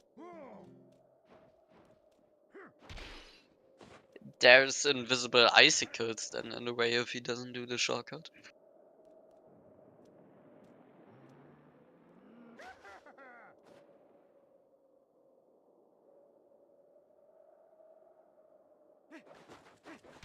I've been thinking I might actually add a split for the 7th rung of the Lake Hylia ladder. So I keep joking about it. I have to commit to the bit. Wait, what? Like This is Hylia a ladder? yeah. There's a running joke about the ladder to Aru that like everybody clearly needs to split on the 7th rung of the ladder. Um, Oh, so okay. sorry, it's something that Zach came up with, and I just keep repeating it because I think it's funny. But anyway, That's cool, I didn't know. But I mean, yeah, the ladder is special. mhm. Yeah, obviously there's no point to actually splitting there. It's just a meme. Uh, yeah, so we'll see a little bit of different blind snowboarding from Cass here, because he's blind and is scared of the shortcut, I guess. Will opt to lose time and play it, supposedly safer. Not sure it's actually that much safer, but he's practiced it more, so I guess it's easier to tell exactly where you're going if you just follow the normal path.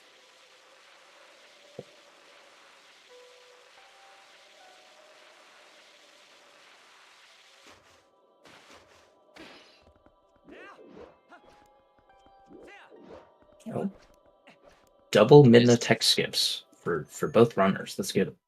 That's crazy.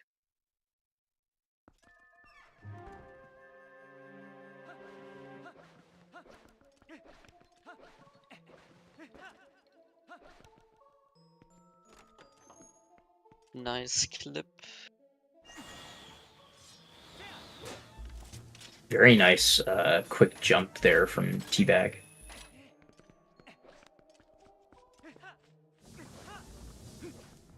Great What? floor flip. I thought it was only possible with a. Nope. Wait. You just What? have to have enough. No, you have to have enough speed in like basically the right spot. And so if you do like a falling roll, essentially there, you'll just fall through the floor. It's definitely easier to just do the side hop, but you can do it that way too. I've always done it with a jump slash. I didn't know it was possible with a roll jump. Yep. What? Okay, that is cool. Very clean Bolblin camp from Teabag. Yep. Can he spin though? Not sure Yeah, what he Cass can is spin. doing with the freeze art here. Make that work. Just there we go. Okay. Was on I low don't know. hearts. Just wanted to make sure. Some people have like a weird, like bonk setup that's different from the one that most people do. I think I've like seen Midnolin doing a different one, so I didn't know if he was going for that or not. Looks like he did it normally though, so needs to not get hit by Dark Hammer here. Also, I guess Bomb strategy. forgetting that he had a 3-bomb earlier and that he probably shouldn't have used a bomb there. Maybe he won't go for Stellar's good, but I think he normally does, and so he'll want the bomb for there, but oh well. Think he then will probably not do the higher castle denial forces. bomb, probably. Yeah. I don't know what is technically optimal, because I think that it's faster to skip the first barrier, like, bomb. No, Cass, I understand that too. The timing with the bomb feels like way easier to not get hit by the ball and chain than with just rolling. But yeah, I get that with only one heart. Didn't want to die. Game overing there sucks because you have to do freeze art clip again. Freeze art skip, whatever we call it.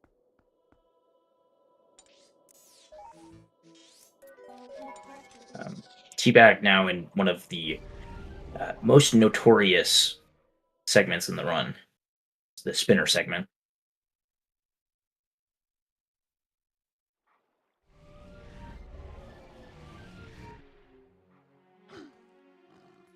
There's a bunch of hard movement there.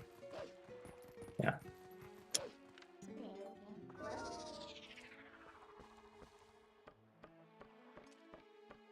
Teabag casually announcing his golds by 1 second. He's very proud of his 1 second gold.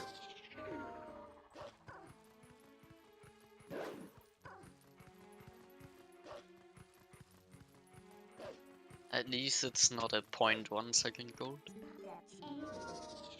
Well, I mean, it Or technically something. could have been a 0.1 second. I just can't really tell.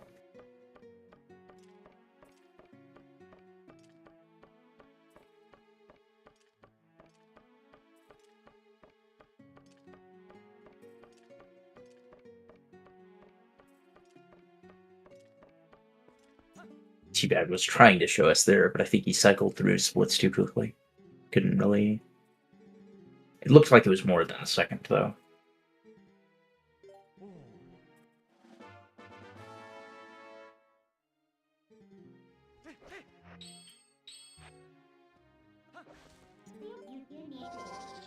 Anyway, Teabag is going to do a trick called Put One Skip here. He's going to LJ over to this pillar, do a little up warp and a roll up onto the ledge. Very clean. Sometimes the Moldorms kind of troll you, so he got pretty lucky there. They not can getting owned, really but- troll you. Yeah. Like just hitting you off of the pillar when you are standing on it. Right, you can kind of distract them by throwing a bomb to the side, but the bomb routing is kind of tight. So we don't really want to use a bomb there. Plus, it would be an extra equip. So, you know, it's better to just go for it and hope that the Moldorms behave. Or that you can adjust to it.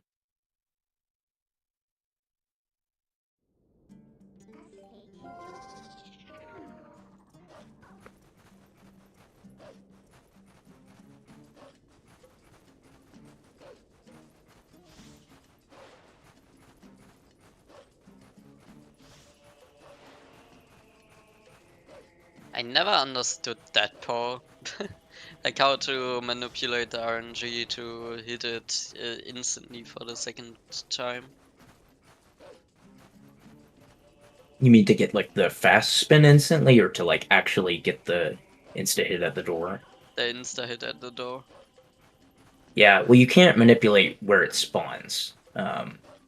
So you might have to, like, wait, like Teabag did there. It's a very good execution. But yeah, so ideally you hope that it spawns at the door, and if not, that it spawns like at the spot opposite that. But if it's on one of the sides, you kind of have to wait until it attacks you. As far as we're aware, there's not a way to, like, know exactly where it's going to spawn in the second cycle, just based on, like, what happened in the first cycle. You can't, like, manipulate it. There is, like, some useful knowledge that we do have. Like, if you miss the hit on the second cycle, it will always spawn in the same spot. Oh, Yeah. That was recently discovered. So if it, like, spawns in the side, then you can, like, line up where you're standing differently so that it'll be in bounds after in that, like, little door area.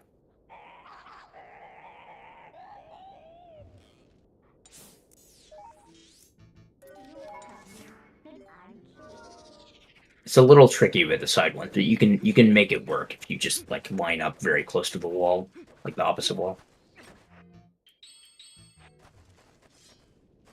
But ideally, you just don't miss the hit. So.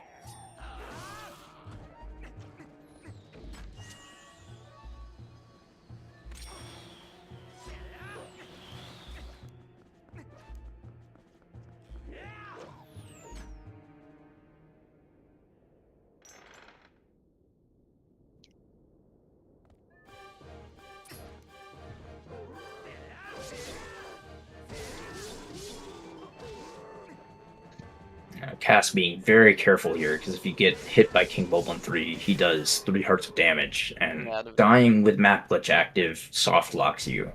can basically So you would win. have to. Yeah. And for Cass, it's not as big of a deal because his most recent save was in Snow Peak, which wasn't that long ago. But on the Gorge Pillar Clip route, it's a lot longer since your previous save, so you definitely want to be careful. But in any case, it would lose like probably 6 minutes even for Cass. So you don't want to die there for sure. Oh, dying with my glitch. It just shouldn't happen. I mean, I usually do save before a Bourbon camp, but that's also only me. Still pretty new, so the reason I do this is if I fail to do map glitch and then accidentally warp to Lake Hylia, I'm not doing the controller unplugged method. Yeah, I mean, it's pretty. And thank you for the update from chat, by the way. Yeah, that it's about 632 behind at Enter AG. That's good to know. But you can play it pretty safe with King Bulblin 3. Just like do 3 attacks, and if one of them happens to be a slash accidentally rather than a spin attack, you just like backflip and don't worry about it. As long as you're paying attention, you shouldn't die.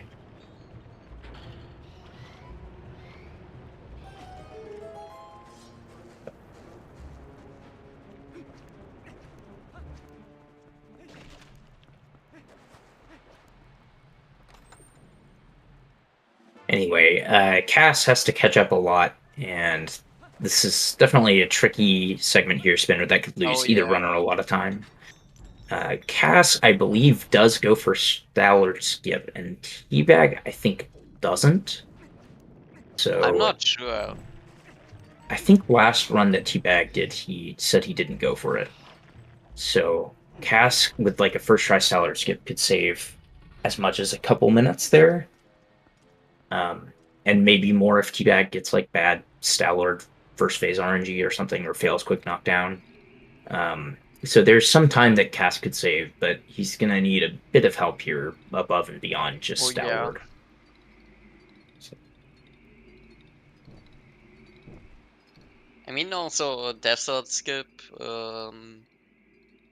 they can also fail that, which can lose some time. But we'll see about it. They just said hi to each other. On the one end, the door just got opened, and for the other, the door just got closed.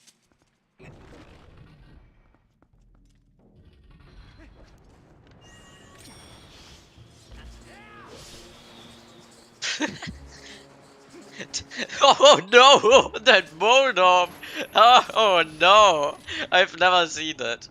Okay, this time it wasn't like the Moldorm hitting him off the pillar, but like the Moldorm just blocking him to get onto the pillar. Oh no.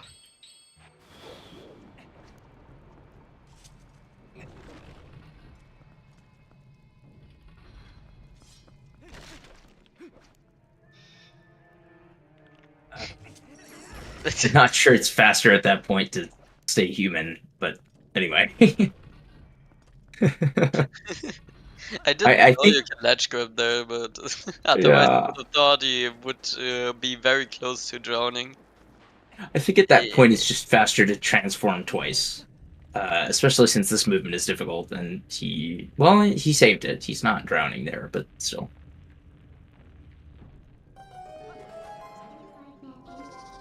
But yeah, he did have to transform twice anyway. in the end. I was about to say before he like was trudging in the sand that it looked like a pretty good start to human movement, and then just nope.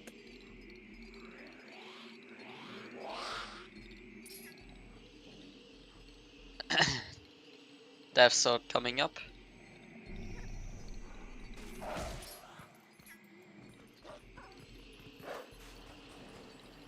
Yeah, we'll see. In a race context, being this far ahead and like the main thing being Stallard skip that like can't cast up all the way, it might be reasonable to just not go for Death Sword skip in case you just like miss it a bunch or something. But I suspect that Teabag is going to be going for it. Cass messed up the second cycle of the Poe.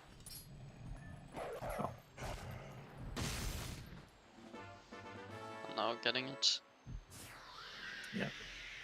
Okay. I think Teabag may be on Kiwi pace or like close to it, so it sort of makes sense to still go for this if you think you can PB. And gets it. Very nice. Yeah, it's not like a super hard trick, but it can be finicky sometimes. And the time stacks up pretty quickly that you lose if you are missing it a bunch.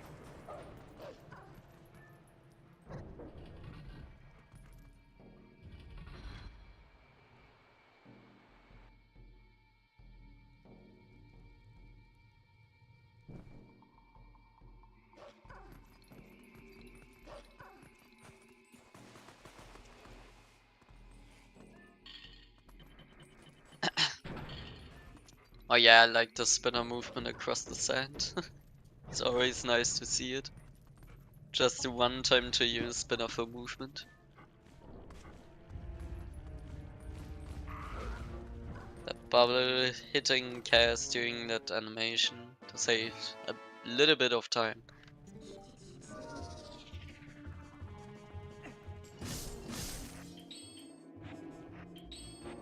Yeah, Cass, interestingly, opting not to kill the Redead until after dealing with the chest. I guess since he doesn't get the rupee, it makes sense to just delay it, but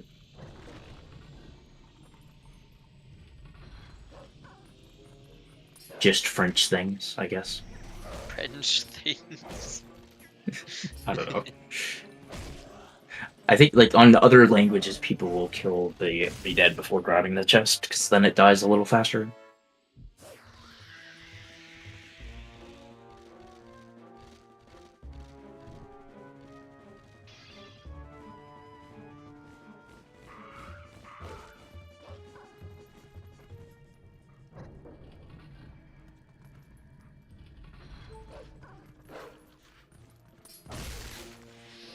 Okay, yeah, so Teabag's best here for the Stallard split does not seem to do Stallard skip, so I Alright. suspect that we will see him fighting Stallard normally, which gives Cass an opportunity to catch up a little bit once he gets there.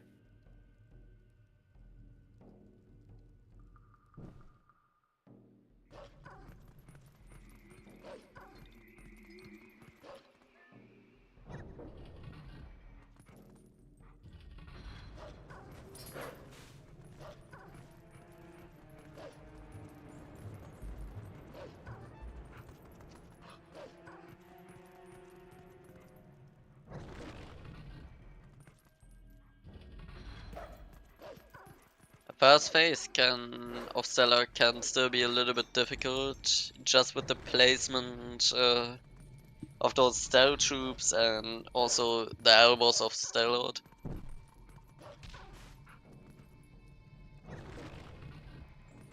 Yeah, the elbows can create real problems sometimes. Like you think that you've gotten it to work, and then his bony elbows just like bounce you back out. So Teabag demonstrating why people do not like the first phase of Stellar. He probably lost like 15 to 20 seconds there. Look though, interesting. Yeah. There's a lot of creativity and fast thinking involved with the ping pong. Yeah, you have to be careful though, because if you get kind of stranded down there and have to like roll all the way back up or void or something, it wastes a lot of time. Oh yeah. I think maybe if you're like at the bottom middle, it's technically faster to void, although I don't know what that does with his health. I assume it doesn't reset his spine's health, but I don't know. The other bosses are kind of weird if you void, so.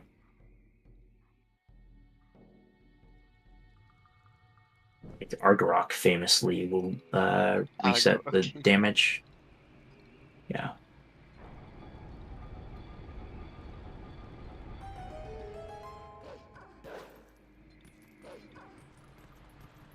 Oh, it does reset? Yeah, okay.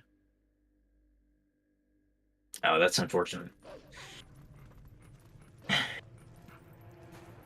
This looks like a one cycle for the second Yep. phase. It's a good quick knockdown and good spin attacks. Oh no, Cass. no! Cass, you want to hold to the side before the attack there if you're too low. The climbing didn't work there. Yeah. For some reason, he was like in a little Yeah, like, he had gap between those. he had sunk a little bit too low to climb the ledge, and the way you can fix that is by just like be attacking to the side to regain your height. But unfortunately, he attacked straight into the wall.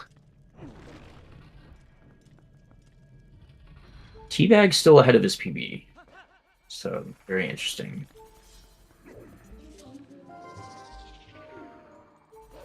Cass not getting the human movement and opting to just do the rest as Wolf, which is totally respectable. The stupid slit off. Oh, TP collision. Yeah, I mean the Wolf movement is not like the easiest thing in the world to do optimally, but it's definitely easier than doing the human movement the rest of the way. I guess he's gonna Does do he? this slower bomb pathing too. I was just thinking if he was trying to do it with one bomb alone. Oh, I didn't know if that was the thing. I mean, I guess you can also kill them with the ball and chain. It's just slow. But yeah, I still think the fastest bomb he could save is on the barrier, like at the start of Hyrule Castle with the No problem Bokoblins. barrier. Yeah, you can do it pretty quickly with a Midna charge. The timer in the next room for the gate opening should keep going while you're transforming back. So it's not actually that slow, but I think because of SD's like slower transform speeds, it's probably faster at that point to like either do the Moon Boots ending blow over the hedge or to just do the ball and chain strat. But I can understand if you don't know how to do it, it might not be super fast.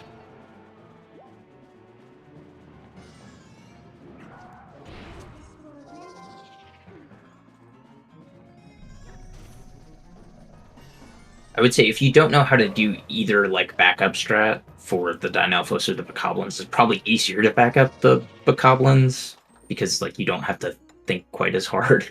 The Dynalphos, there's like a specific way to do it quickly, and if you don't know how to do it, you can lose a lot of time. For the Dynalphos, you can just do it with I can't speak. With some slashes. If you're just looking to the side of them, you can hit them without them hitting your shield. Yeah. Without hitting their shield. There. Right, but the spacing is a little bit annoying sometimes, and if you like don't know that that's what you're supposed to do, and you just like spin attack them over and over again or something, where they start like blocking your attacks, it can like be pretty slow. Exactly.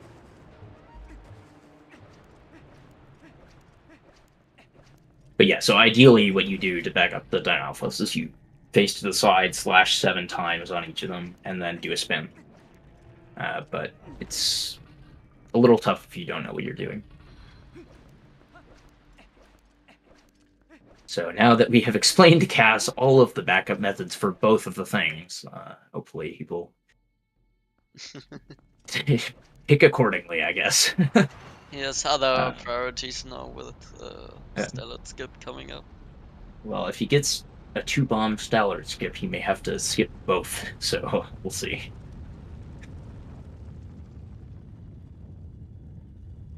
I don't know if he will just go and fight Stellar if he fails it once. I think in this situation, if he knows like how far behind he is, he kind of has to just keep going for it. But okay, if I were in his position, I would rather go down fighting than just giving up.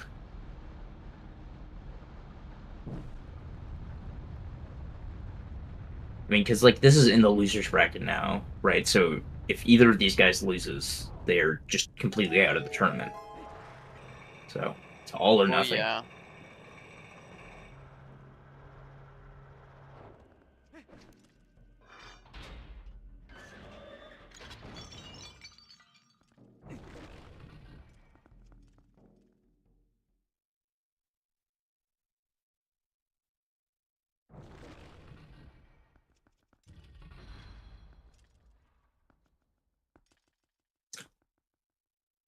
So anyway, hopefully Cass will get a fast Stallard skip here.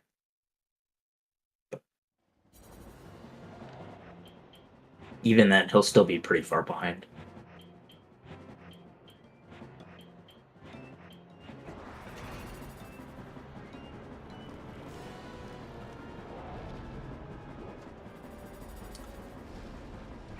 So he's trying to get a specific angle here so that he can set up for the claw shot actor displacement of Joseph, who's the stall trooper that we want to get in the corner here.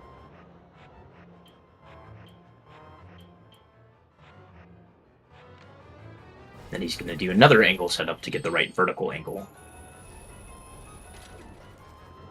Looking good.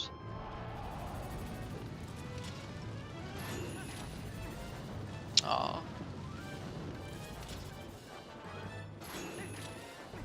He's going to try to L-slide into the wall here.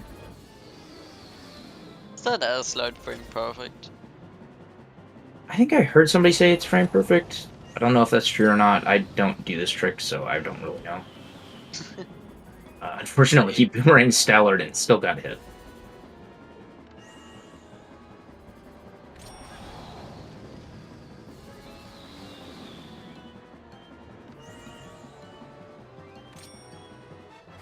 Okay.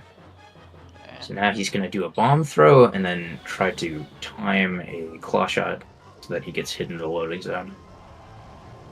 And he may get hit by Stallard here. Yeah. That's really unfortunate. Yikes. Yeah, he'll fight Stellar now. I guess so. Oh my god, what is this RNG of placing the stage troops? Just spawning right inside of him. It's unfortunate to see him give up on the Stallard skip. It would have been nice to see somebody do it this run, but it's alright. This trick is hard, so... Yeah. Although I guess we're gonna finally prove that somebody can win a main bracket race without going for Stallard skip. Because this will be a... oh my goodness. Yeah, those elbows and hands, everything. Does he have enough speed? Yeah, he'll get there. Ooh. That's the first hit. Oh no. I think that one was the second hit, so this next one will be the third. Oh wait, that was the second hit already? Yeah. Oh yeah, right. Okay, this looks good. Just needs to bounce off one of these guys and back into the spine. There we go. Nice. Yeah, Cass is sadly now gonna lose a lot of time here. Yeah, this is... I mean, at this level, this kind of late game lead is kind of insurmountable. But we'll see. I mean, I think at this point, Cass is going to be like 9 minutes or so behind. Probably a little more than that. If he can manage to get into the hole. Oh god. And hopefully he's practiced quick knockdown. I mean, I don't know. If you're used to like doing salad skip, maybe you just haven't done it in a while. We'll see.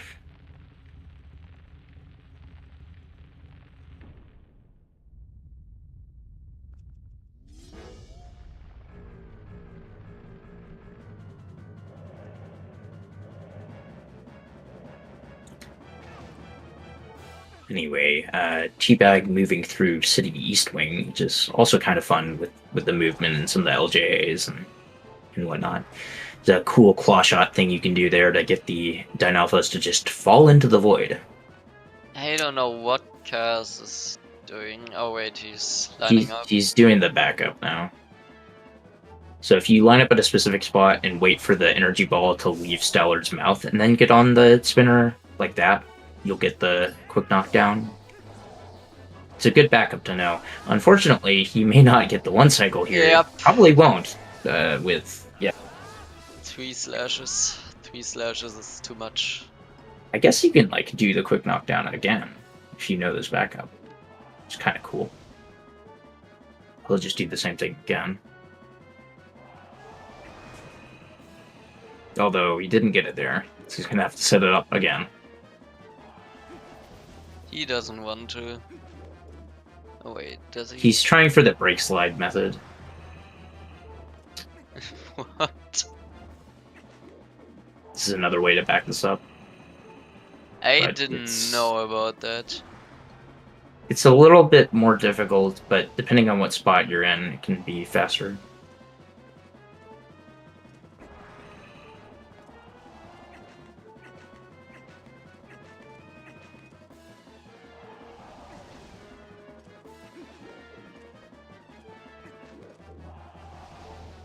I think at this point he's just seeing if he can show off the break slide strat.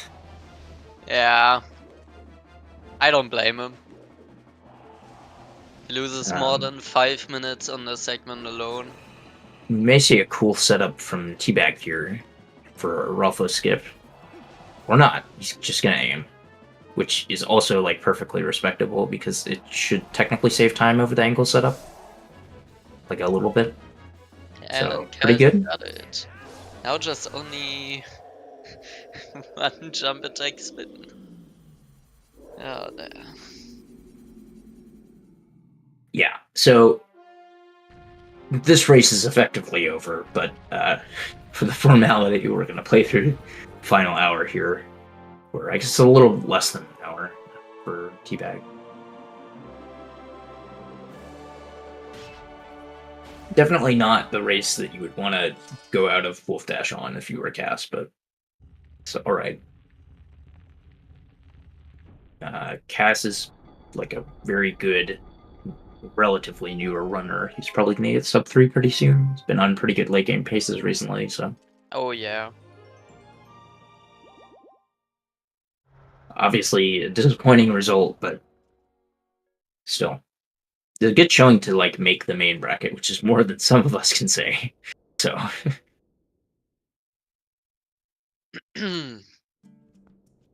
Yep. Both of us here, actually. I had my chances, but choked. But anyway, it's all right. I will need to see how I will do. Probably will also be out pretty quickly. Oh, you don't know that. Since I'm still pretty new. But oh well. Yeah. We're Now always having fun. maybe Cass knows the secret to early Hyrule Castle. Good kite clip by Teabag there, by the way. The secret So early Hyrule Castle. If Cass knows how to do early Hyrule Castle, he'll still catch up. Got time. Yeah, Teabag nervous probably not because of like worrying about winning the race, but worried about getting a PB. He's still on pretty good pace. I think his best possible time right now is like a mid 254-ish. And his PB is what, like a 257 or something? I want to say a low Yeah, 257. 257. Yeah. So has pretty good PB chances if he can just keep it together for the next hour. But it can be difficult with nerves in late game.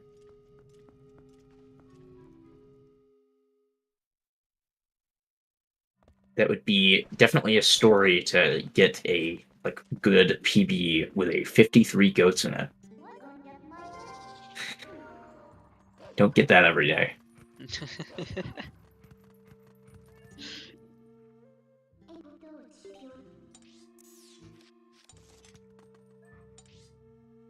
Cast forgetting to zoom for the portals sometimes because used to doing Stellar Skip where you don't have to zoom in for the portals. But oh well. Oh, well. Oh yeah, by the way, since Kaz is on French, we'll see how French does the cannon repairs here. So obviously Cass does not have 300 rupees, so you may be wondering how he fixes the cannon.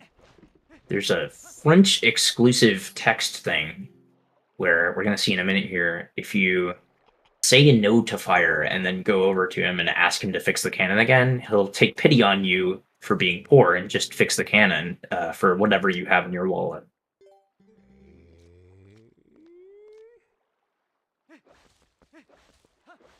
So very charitable French fire over here. Giving Link a almost 90% discount on fixing the cannon. There you go. The scam is real. It's a nice Rob shot from Teabag as he goes into the Argarok fight.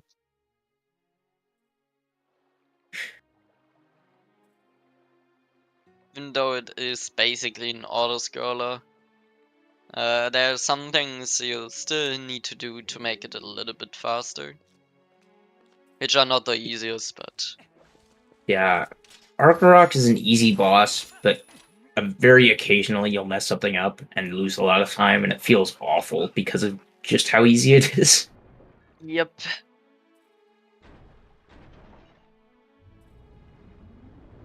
Like, apparently your camera angle stays the same after claw-shotting that, the tail there. So if you're, like, facing the wrong direction when grabbing his tail and you don't realize it, you might not, like, grab the tower in time to do the regrab there. I have done that before. Not fun.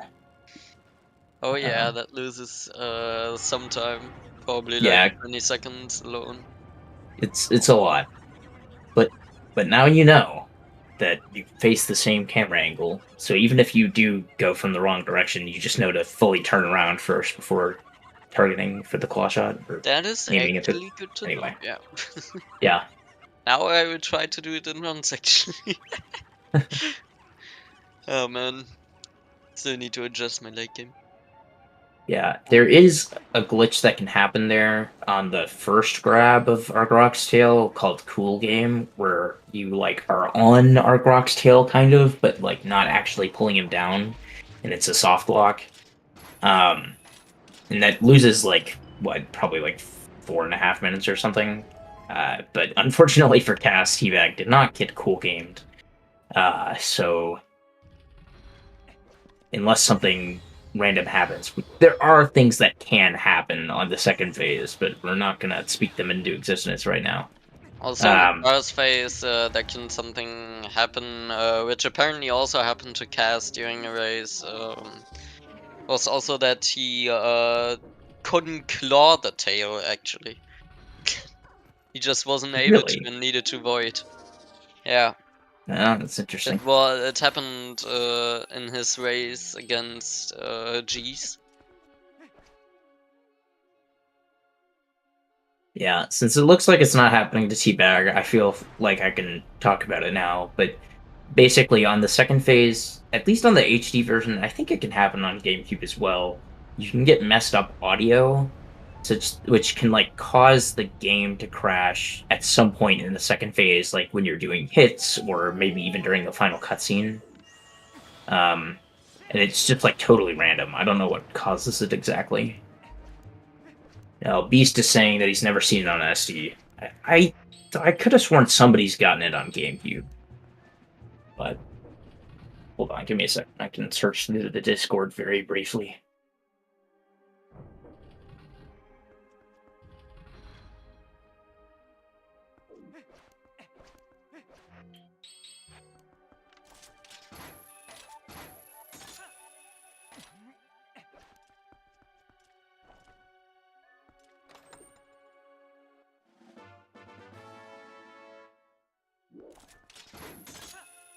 Yeah, it may not be a thing on GameCube.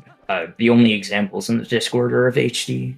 It's happened to multiple of us HD runners, though.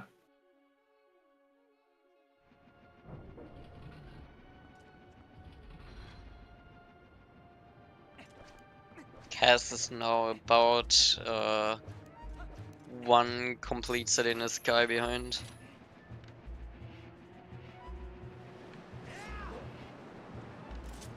Yeah, it's probably about, gosh, I don't know, 12 minutes, 12 and a half, if he gets, like a good city. I think so, yeah.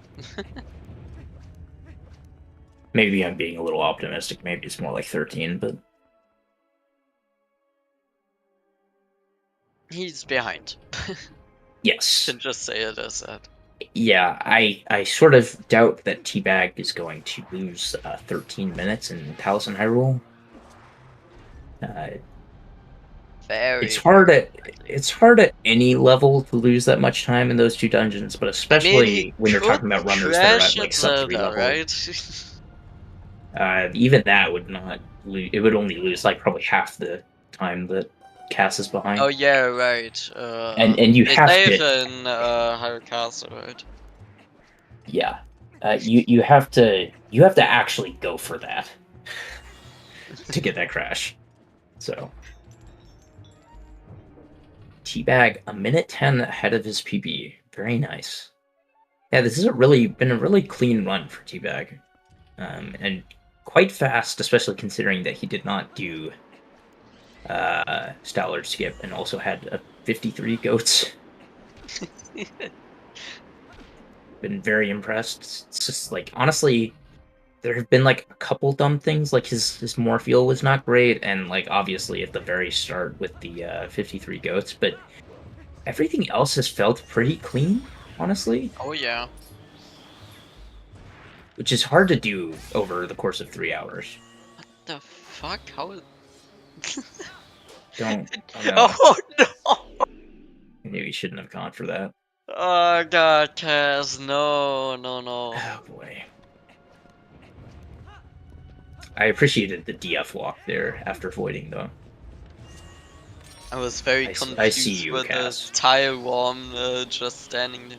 Yeah, Oh that's a wait, cool he does double this OJ. target method. Oh, just to Interesting. do it 2 times. That's cool. Hmm. I didn't know that was possible. I think I've seen that before, but it's been a while. Most people don't do that, I don't think. Is this necessarily hard, or... I mean, it looks faster. Yeah, I don't think it like actually is any faster. I'm pretty sure like most of the relatively fast ways of moving through that room are pretty close to the same speed.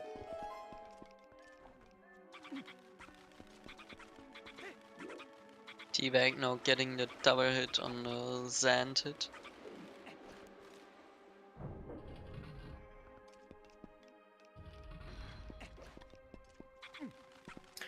Yeah, Palace is very linear. Pretty much every room has a small key in it. Insanely linear. There's no skip we have in the dungeon. Oh my, Cass almost did not land on that ledge. Stupid room. Oh my goodness. Will he go for Kermit Jump? I wasn't paying attention to Teabag's screen when he had this room, so... No, he's not going for Kermit jump. Oh well. We may see the angle set up from Cass, though, even though we didn't see it from Teabag. Like I said earlier, aiming is a bit faster than doing the angle setup, at least optimally. That's But safer. yeah, it's easier to do the angle setup, so you'll get it first try almost every time with angle setup, whereas you can, miss the aiming a bunch and then time starts to snowball in City, which can especially be a problem if you have a lot of nerves here, because it is very precise. So yeah, we'll see the angle setup here. I don't know why he did that twice. It looked like he had the frame the first time, but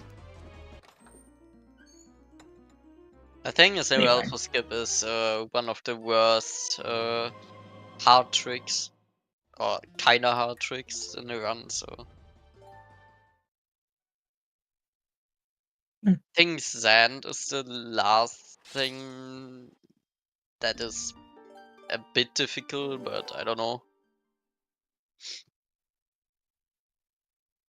I don't know, man. Oh yeah, the This setup was found by Wabi. Not too Yeah, long it's ago, I fairly think. recent. I think the GameCube people, once they figured out how like the angle buffering worked, got addicted to it and started finding setups with it.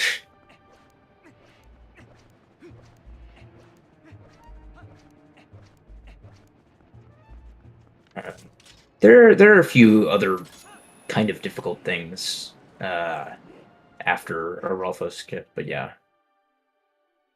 Which are I mean they're mostly like small Phantom Zen things. 1 second. Nah, it's just I mean, okay, like if you do spinning. like okay, but if you do like early platform room without the mid buffer, it can be kind of difficult. Okay, yeah, I give you that.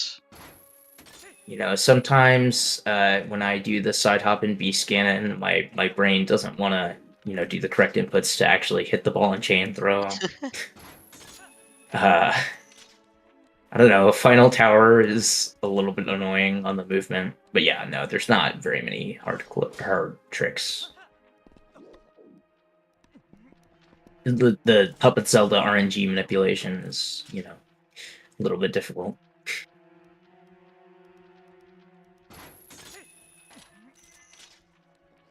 This should work for Cass on the Kai clip here. There we go. Nice.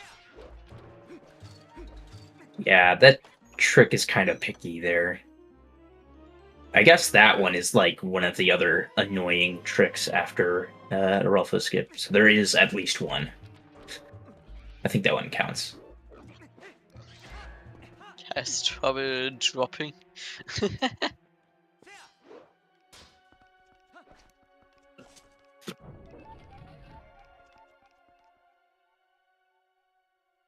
Wonder if Teabag is going to walk forward. No, apparently not. It did make it, so. Very close though. I think if you're anywhere in that circle, that it'll work, but I would have stepped a little forward there. Cass is going to do 2 single LJAs here to get through this room, which I think is about the same speed as doing the double LJA, but it's just a lot of people just don't go for it.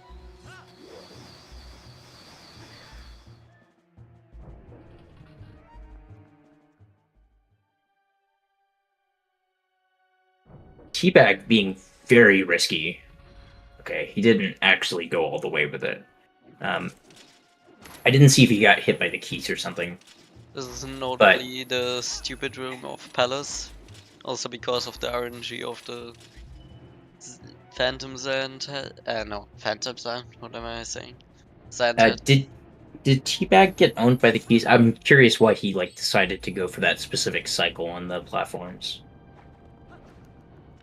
I think he did. Okay, that would is explain. at 1.5 hearts, so probably. Yeah, because most of the time, if you don't get owned by the keys, the way that you generally do the platform cycle is you wait until the platform that you're on starts moving backwards again before jumping, because it just makes the timing a lot easier. Teabag didn't do that, so I suspect that, yeah, he probably got hit by the keys. I was just looking away.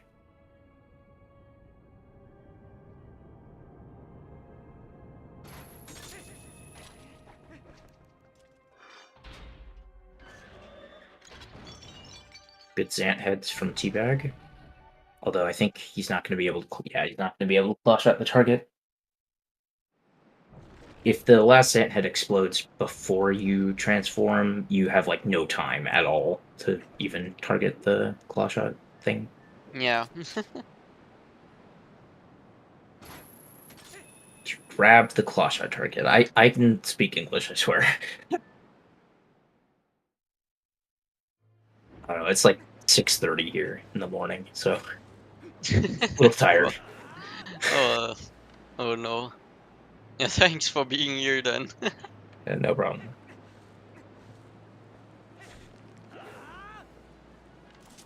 Like I said at the start of the race, it can't be early if you just never go to sleep. It can be early if you never go to sleep. Uh,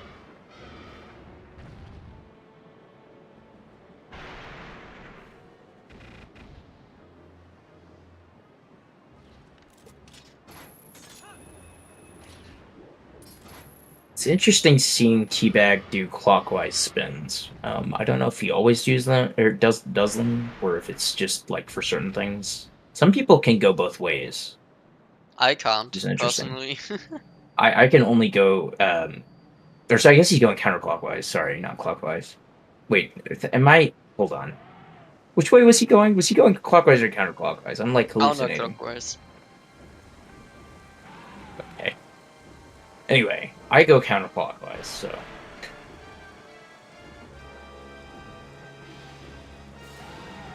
I don't know why I thought it looked Australian weird then. clocks go the other way, chatting. It's the what's the water effect called? It's like Borealis or something, but with quick spins.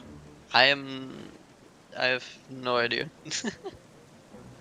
I mean, clockwise spins are just one frame faster. I was close. It's the Coriolis effect. So, I guess it explains the quick spins of runners down under. I think I said Borealis, which is wrong. I'm not native Australian, so whatever. Yeah. Anyway. Hopefully Stupid Room will be nicer on the way back. It's not usually as stupid going backwards as going forwards, but sometimes it can be dumb. Sometimes, just sometimes. I honestly have no idea what Nintendo was thinking making this room. I mean, it is. They wanted to make it hard. I guess. They were expecting you to be here with about 19 hearts, probably. Yeah, I guess just like having a room be difficult even for speedrunners just doing it normally, like imagine how much the casual players lose like going through that room. And then with the pressure of the hands. Oh no. Yeah.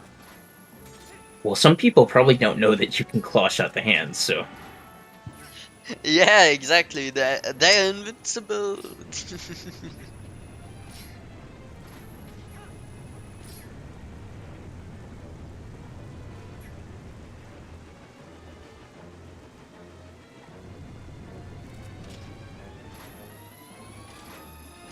Teabag grabbing the pot hearts, or one of the pot hearts, which is smart. He needs over 2 hearts for the outside room with the boss key in it, and a couple rooms from now. So usually there's a heart, so you can get a heart from the keys. That's like it's a guaranteed heart from up on the ledge to the left here. Once you get up there, but You can also usually get a hard. I don't think it's guaranteed though from the pots by one of the Zant heads outside on like the far platform. But yeah, I mean, given that he only had one hard, it sort of makes sense to go ahead and grab one of the pots. You can I take think if you were on damage like, in the palace. yeah, if you were on like 1.5 there, I think it makes more sense to just like get a heart elsewhere. But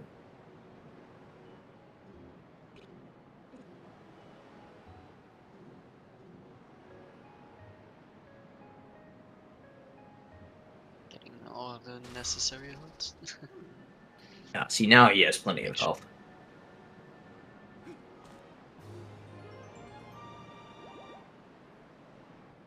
Cast now on 6 hearts.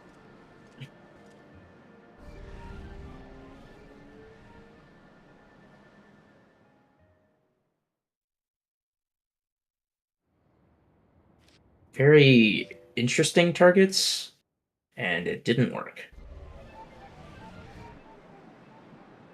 Usually, I think that people will target above the door rather than like at the level of the door, but I do guess at the Teabag level normally of the does door, this. but to the first target is to the right of the door, not to the left. Oh yeah, some people do that too. That always weirds me out. I always like target the wall like well above the door and go left to right.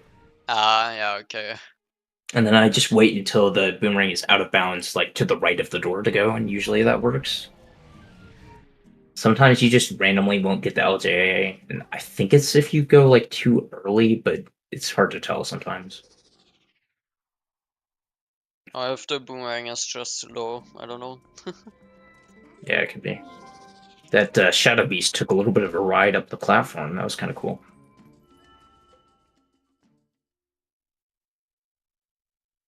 These birds like to harass you as you're going out to this platform. I suspect, yeah. Well, okay, maybe Teabag is going for the LJ. Not sure it saved that much time, given that he waited to do it and also like did an item wheel buffer, but still. That one's a little tricky because of sword recoil, so you can't just like yeah. go anywhere. So a good waterfall claw shot there.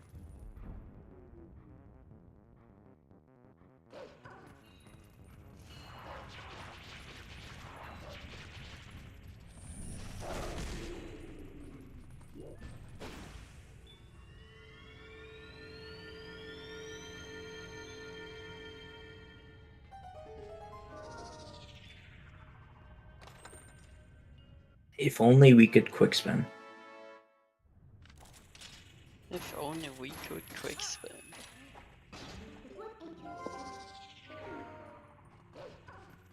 I heard that somebody made a song about that. Really? Indeed.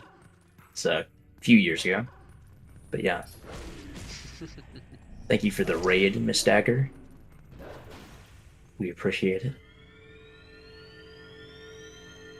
For people just getting here, this is a 80% tournament race in the losers bracket right now. So the loser goes home, and our runners are Teabag and Cass is double-digit minutes behind right now. Having trouble to open the chest as well. Oh no. Yeah. Oh man.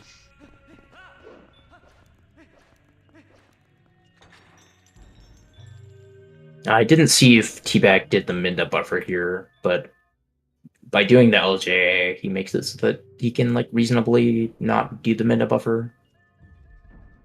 This looks like it should be fine.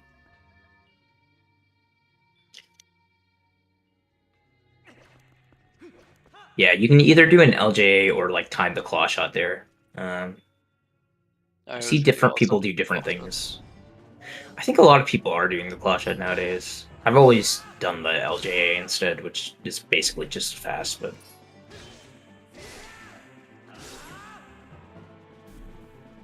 Sometimes the boomerang won't go out of bounds, though, which is very bad. So it's probably more consistent due to the claw shot. It's just a little bit annoying to time because you don't want to like wait until you can see the little yellow claw shot medallion.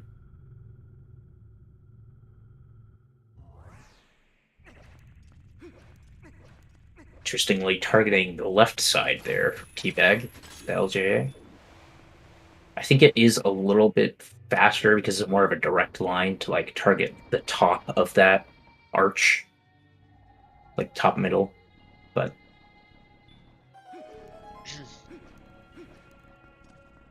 the left wall is kind of a bigger target though. That makes it a little easier. Minus 53. Oh. Yeah, Teabag might PB this. Wait, wall is faster? Really? I have heard people saying that like targeting the top is faster. Okay. Interesting.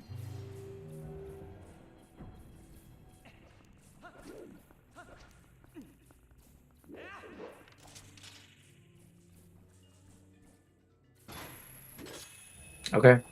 Well, you kind of have to wait for the platform to go up a certain amount anyway.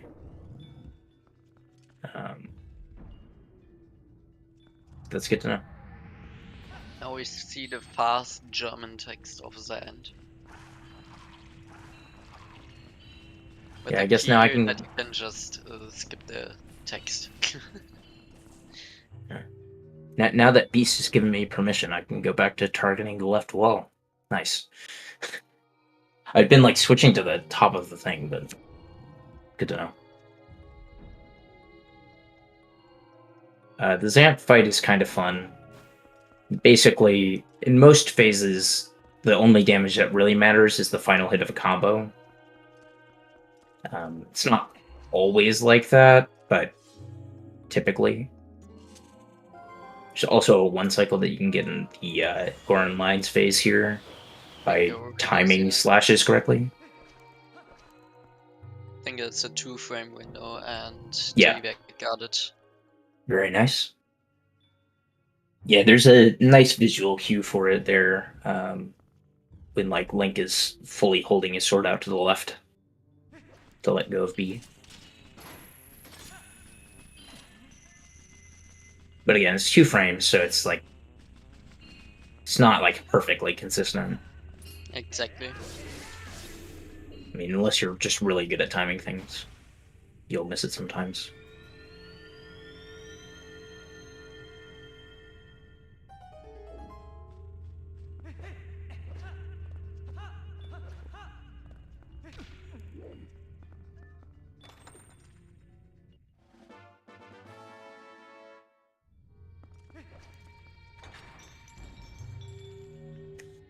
Looks like a good Zant Morpheal phase, which was probably the last thing that could go very wrong in this run.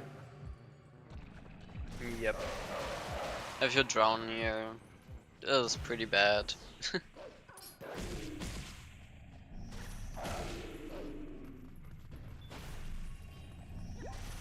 Yeah, so pretty much as long as Teabag keeps his head on straight the rest of the way, he's in quite good shape to PB here. He'll have a pretty good buffer on Zelda, so even with the Zelda shenanigans, probably will do fine. I'm not trying to jinx it, I swear. Wait, then landing on you on Ook face can damage? Yep. I mean, his head is Okay, kind of pointy. Like, don't you think that would hurt? I'm surprised. I mean, okay, it makes sense, but I've never seen it. Listen, that hat that he's wearing is a deadly weapon. It's pointy. Like, you don't think that like a stag beetle, he doesn't just attack you like a stag beetle? Just puts his head down and rams into things. I mean, he doesn't do that in his last phase. He uses daggers instead. Apparently, instead of his head. He's just being sub-op. That's why he's losing. He would win if he just knew how to use his hat.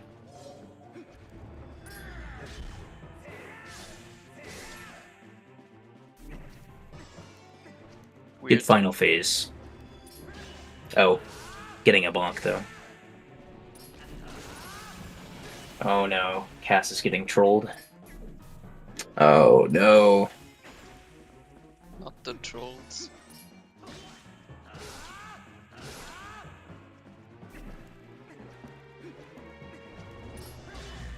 Yeah, sometimes, so the way that you deal with phantoms normally is you can hear if you have good headphones, like where he's spawning, and just go to that spot. Sometimes he doesn't make noise if he's in like certain spots, like ahead of or behind you, I think. And so you have no idea where he is, and it's very easy to like lose time because you don't find him in time. I wasn't listening to Cass's audio, so I'm not sure if that's what happened there, but it does happen sometimes.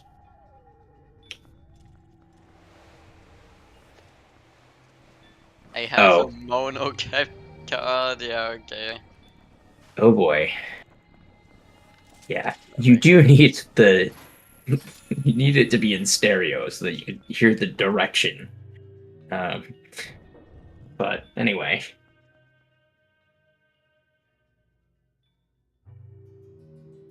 Teabag gonna finally head to Hyrule Castle now. And we're going to skip the mailman, the American postal hero, one more time before the end of the run. Unless Teabag commits to the bit and just walks into it, but I suspect he's going to actually skip it. Unfortunate. I mean, fortunate because he's saving time, but you know, whatever. We didn't see him. Now, it is very important here, since T-Back has a good shot at PBing, that he bonk into the squid in a cutscene. Because if he doesn't, his run is unverifiable. You have to be very careful here. Oh, yeah. Let's see if he gets it. Nice. Yeah, there we go. All right. Verifiable run. Good job. Had a number of people in this tournament miss that bonk, and it's very sad. How long is this cutscene now? I think it's a couple minutes.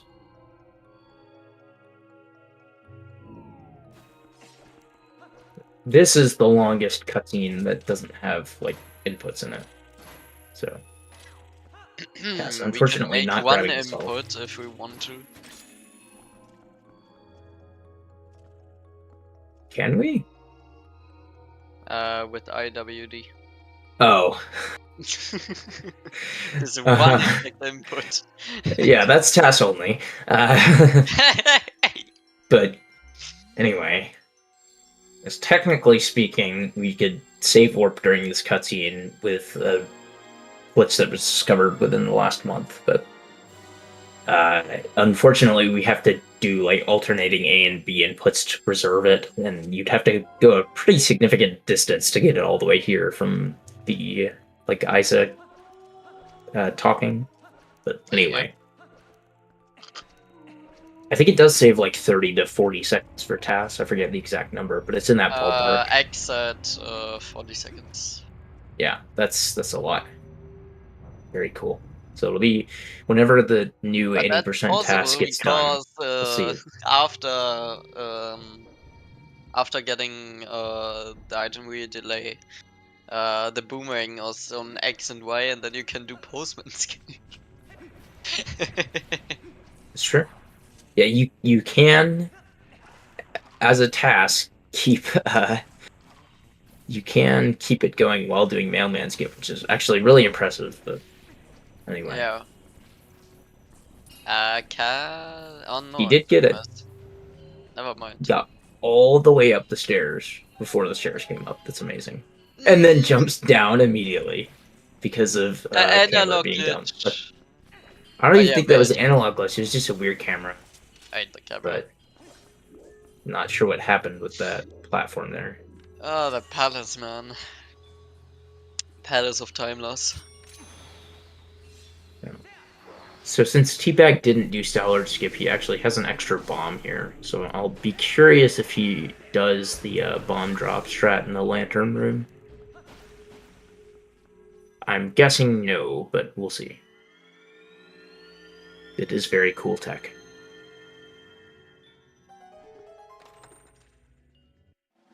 I mean, optimally now you don't do that one. If you have like the extra bomb, you should use it on.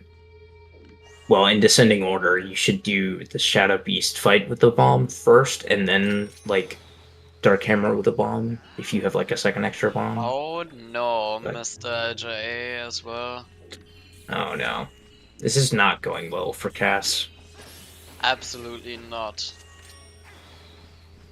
Then only one target. No, no, no.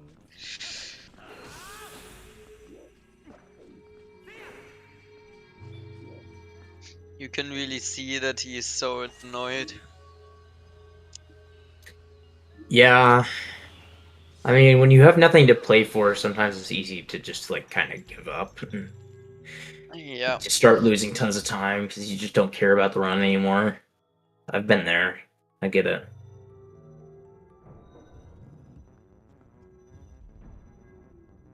But I think he's still gonna finish the run. So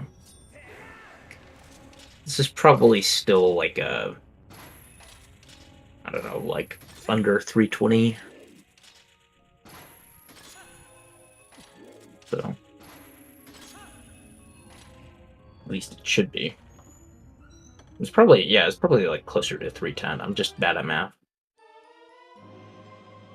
It's like 8 minutes from here would be 253, which would be like a reasonable-ish sand time. And then 310 is like barely possible at that point with a good Hyrule, like pretty good Zelda.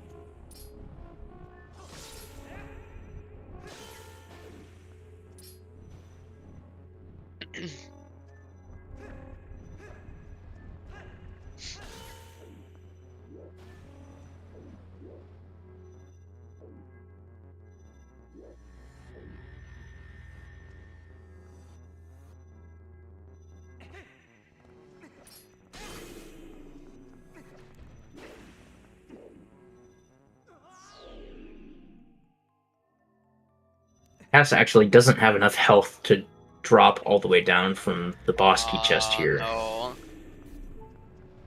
Maybe the sand hurts drop. Or maybe did he already get the boss key chest? And I guess he did, and I just Oh wasn't yeah, paying right. attention. Yeah, he did. I'm forgetting. Yeah, you can grab that boss key chest earlier, but it loses about like one Zant head cycle worth of time, I think.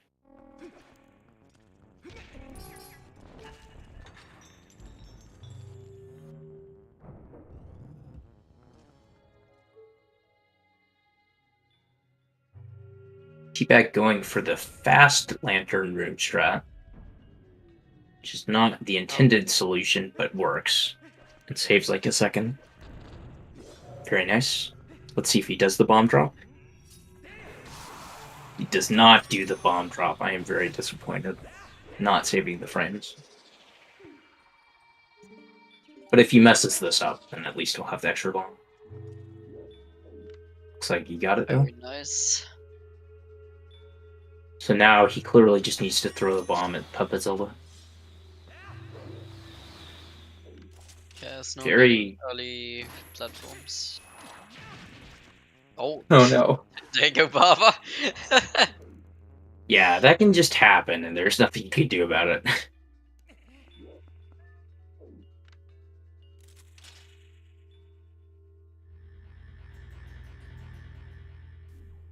Very unlucky ball and chain Aralphos. Yeah, Teabag needed to stand further to the left there.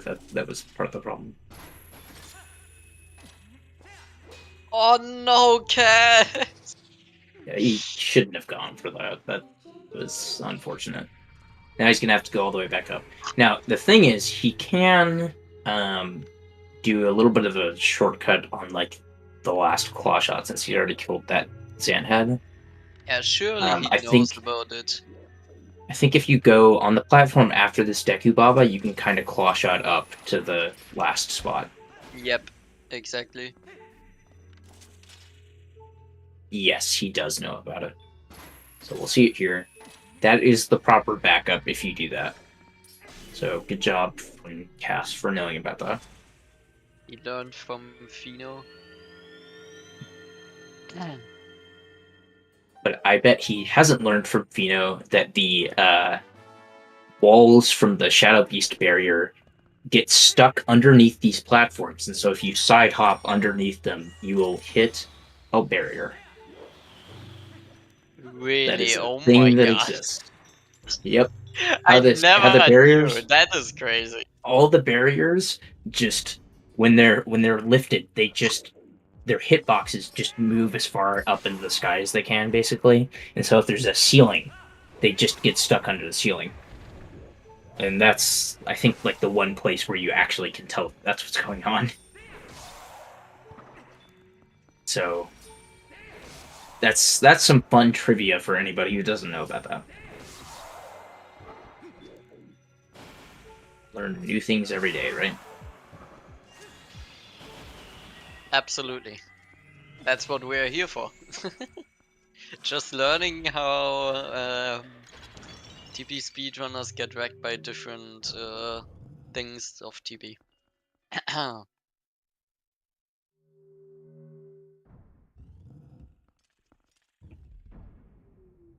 Alright. Teabag doing the final tower climb, which should be very easy, but like always seems to trip people up. It's like deceptively hard, kind of. Especially with the claw shot aiming.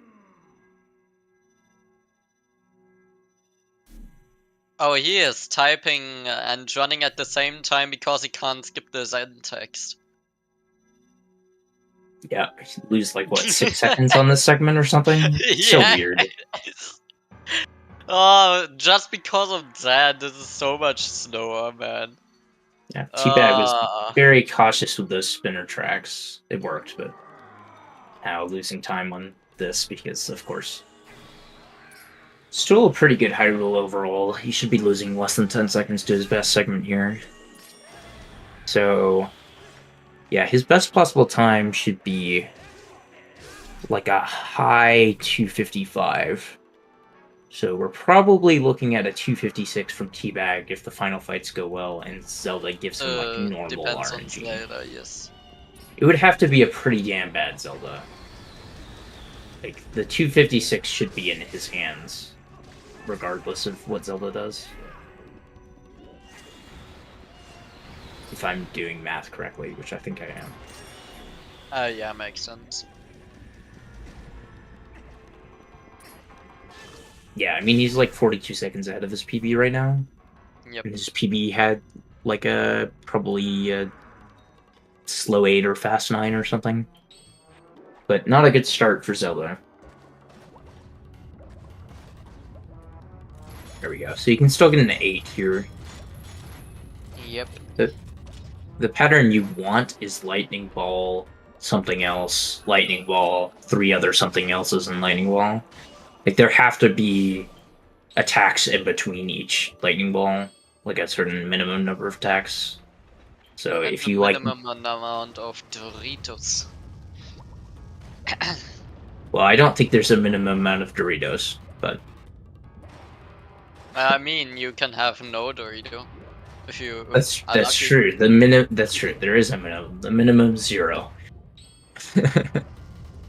But yeah, so he can get as fast as an 8 with this, but he's going to have 3 different attacks first. So there is one triangle.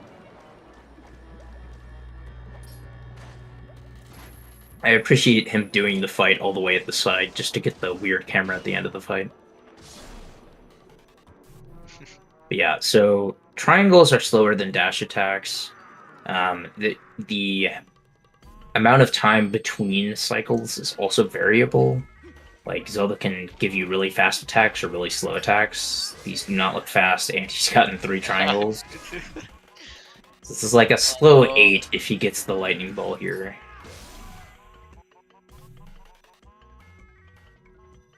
Yeah. Funny camera because Zelda is all the way over to the side. Alright. Yeah, doesn't lose too much time on Puppet Zelda. Yeah. Well, I mean, lose some time Compared to to pass, but his this is PB. definitely still PB pace. Will he get the side hop? Yes. Gets the...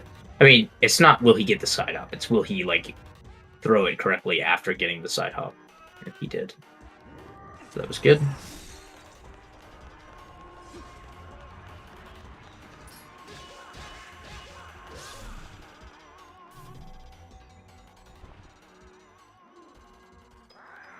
He's gonna not try to face Beast Ganon here because it'll cause lag, which he doesn't want, so that was good.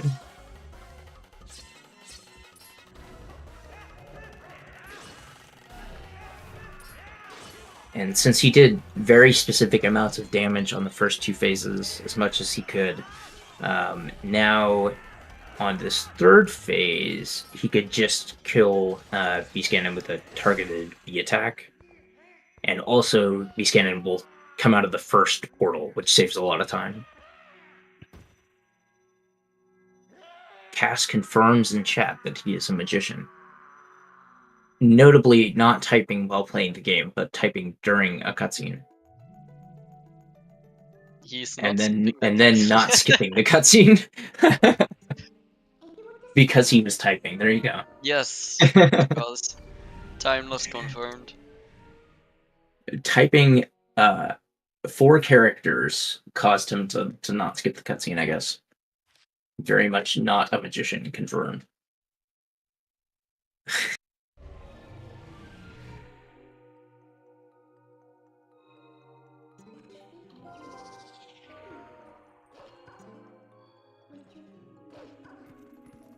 Oh no. Yeah. Teabag got a very weird pattern. This pattern is really rare, so like it's kind of hard to know exactly what you're supposed to do on this.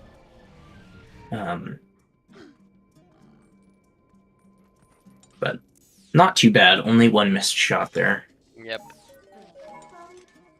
Yeah, if Ganondorf goes like to the left or backwards, then it's like those happen often enough that runners will typically like know what to do and won't really usually miss shots, but going straight is kind of not great.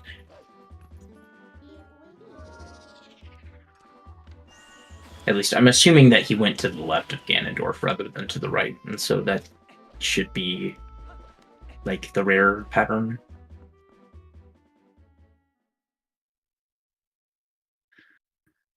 Alright.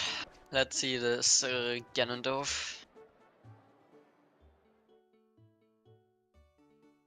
The 13-second boss fight.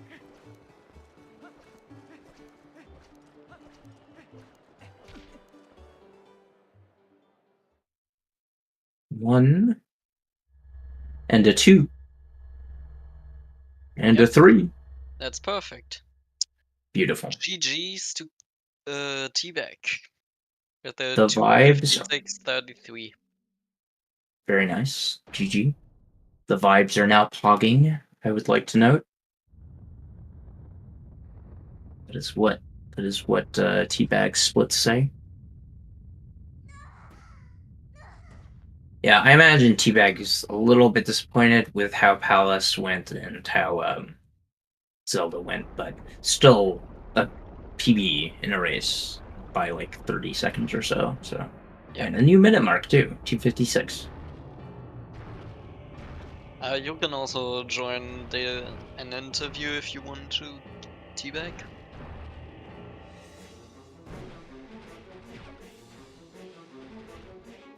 Looks like he's in the waiting room. There we go. Hello, Teabag. Hey, what's up? How are you doing? Doing it? Yeah. It was a decent run. Congrats, PB. Thanks. Yeah. I'm so mad at Zelda. I made the joke the other day. I haven't had a 7-cycle Zelda in so long. Like even though there was an 8, I lost 30 seconds to gold. Like it was a really, really slow 8. And Palace was a stinker, but apart from that, I can't really be too mad. What about the 53 goats? 53 goats, that's a lot of goats. Yeah. My 805 iron boots. I mean, at least you had perfect bow. Yeah, bow was pretty nice. I can't mash. It's so cold in Australia at the moment. My hands are freezing when I play the game, and I just can't. I don't know what it is. I can't one cycle bow at the moment. But no, that was fine. Stupid room was a bit annoying. Just because I got hit by the keys at the start, and then I just couldn't get him to spawn down near me. But like, yeah, look, I nearly golded double claw. I did gold a couple of splits. I've got a 250 summer best now. Yeah, look, not bad. Yeah, no, I mean, like throughout the run, I was thinking like, apart from the stuff at the very start, I couldn't really think of much that you had really messed up. Honestly, just pretty clean. Yeah, what was it? So going into Snow Peak, I was a minute 41 off summer best, and 48 seconds of that were just in the Iron Boot segment. So Also, yeah, it was like Morpheal 3 bombs was and the only other thing I remember. it was such an unnecessary 3 bomb. I just got really, really close to Morpheal and just couldn't shoot the claw shot out. Yep. But yeah, it's such an unnecessary one. DSS first try, even though I'm convinced that shouldn't have worked. Yeah, Lightsword Stupid. Enter Zant. Oh, I got the LJ. I failed the LJ over to the door. Coming out of double soul room. But yeah, like apart from that, like it's kind of did pretty happy with it. Missed a shot on Ganon.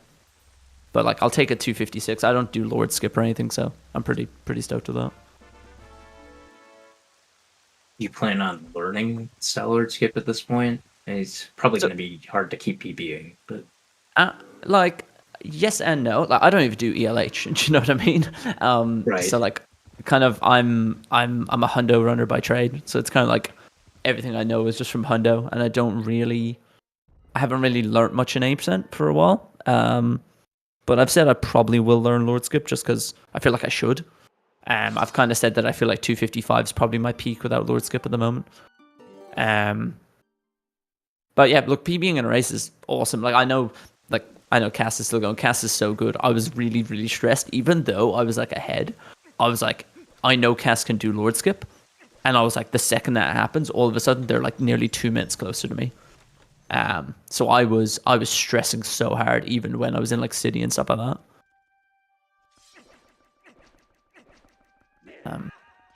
But yeah, I'm very happy with it, and GG to Cass. Yeah.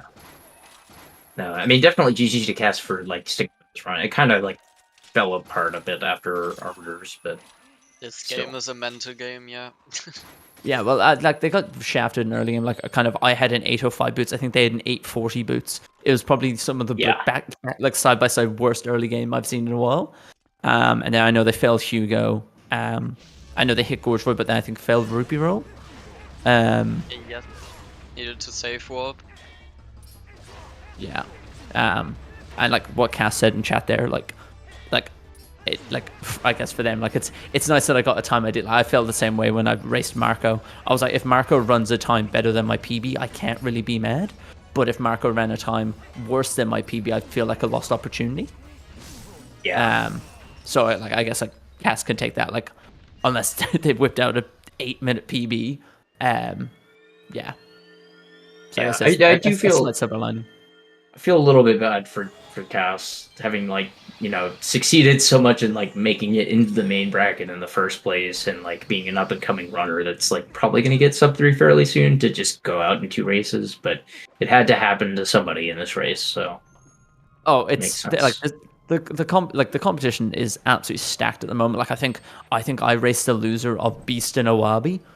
So good luck to me. It's kind of like there's so many good runners. So it's kind of like people going down to loser bracket. Like I think JD's come down. JD's got like a 252 or a 253. Awabi or Beast are coming down. Like kind of there's like just this year there's so many people just grinding and playing really well. So it's just good fun, to be honest. You don't have any faith in Simi at all? Well, no, like okay. I love Simi. I forgot that was a race. I'm sorry, Simi.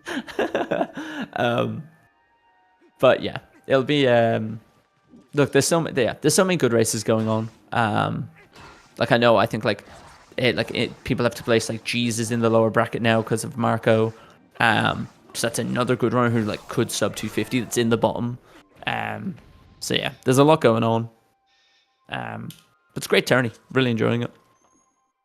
It is really, yeah. Yeah, we've had some pretty good runs. So Yeah, Yeah. this is obviously the best run I've had, but like I don't think I've sub 3'd in a race before this.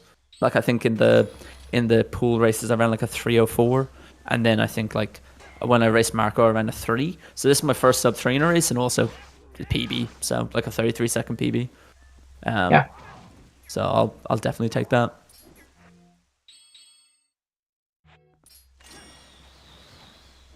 Also, Jaquaid, thank you for stepping in. I know it was very last minute. Yeah. But I appreciate you stepping in. no I'm problem. sure Spicy is. I really was good I was too. around and I saw like the messages in the Discord. And I'm like, oh, I guess I can like be responsible. But anyway, Yeah. Yeah, it Yeah. was really helpful. Oh my god. Thank you very much for stepping in. Spicy, I'm sure you would have done great on your own though. Yep. But- Just I keep mean, talking. That's all you gotta do. Possibly, yeah. Just keep talking. Yep. But I mean, some safety is great. I think G's is still not awake. Still not online. Oh well.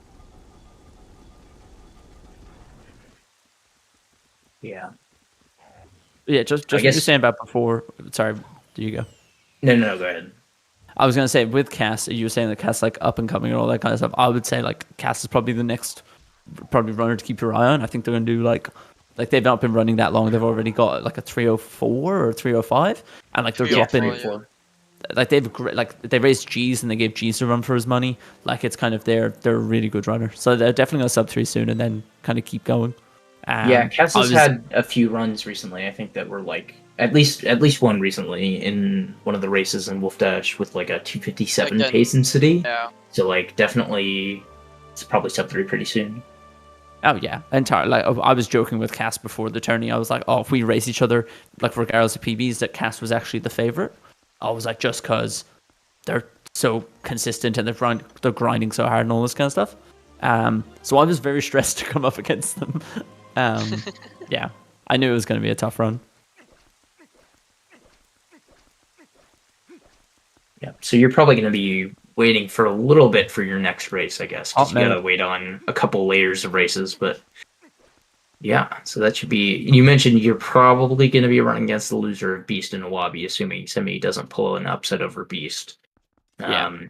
So yeah, that'll be interesting. That's How do you feel race. about Yeah. that? Oh, look, I would need to do a run like this to have a chance against either of them. Do you know what I mean? Like, kind of for them, 256 is like a weaker run, multiple minutes off PB. Yeah. So, hey, look, maybe I'll learn Lord Skip in the next week and a half and I get really good at it, and who knows? But yeah, look, I didn't even expect to win any race. Like, I haven't ran 80% in over a year. I came into this competition with like a 259.22. So kind of, I've taken my PB down by 3 minutes in 3 races. So I'm pretty. That is insane. I'm pretty happy with that. So, but yeah, I won't back my chances, but also like anything can happen in an 80% race. You know, someone fails Hugo twice, 2 minute gap. Someone fails Gorge Void, another minute. Like and especially with Lord Skip, it's just like, I don't do Lord Skip. So I know even if Lord goes really, really bad, I'm losing like 20, 30 seconds max. Whereas like with Lord Skip, it can just snowball so fast.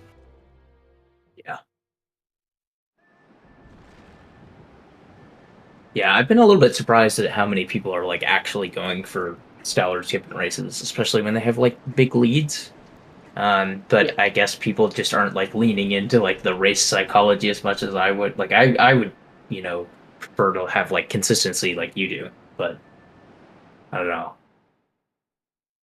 Well, it's like, I don't know, like I know like in my Marco race, like Marco failed the CAD, I think, so then just fought Stallard because he knew that I was only a couple of minutes behind him and that if he kept kind of failing the CAD or failing something, I was going to gain on him.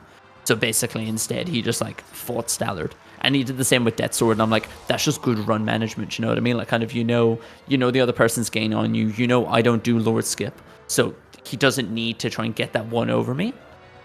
Yeah. So yeah, it's a crazy trick. But on the other side, if you get it first try, you've saved nearly 2 minutes. So, like, fair play.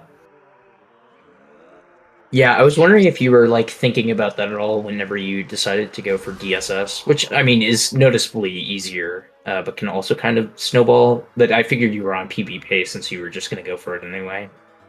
Yeah, I've done DSS for ages now. That like I do it in Hundo. Like it's kind of it's something I would do, and like it's kind of thing of when you're in that effective like flow state, you don't want to do anything that's not in your like your usual kind of arsenal. So like if I fought Death Sword, I would then be stressing for the rest of the run, being like, oh, well now you have to play 25, 30 seconds better everywhere else to make that difference. So yeah, I'm like just following what you do naturally. Like I guess if you normally do Lord Skip, you should probably attempt Lord Skip. But then if you fail it, knowing when to kind of cut your losses. Yeah.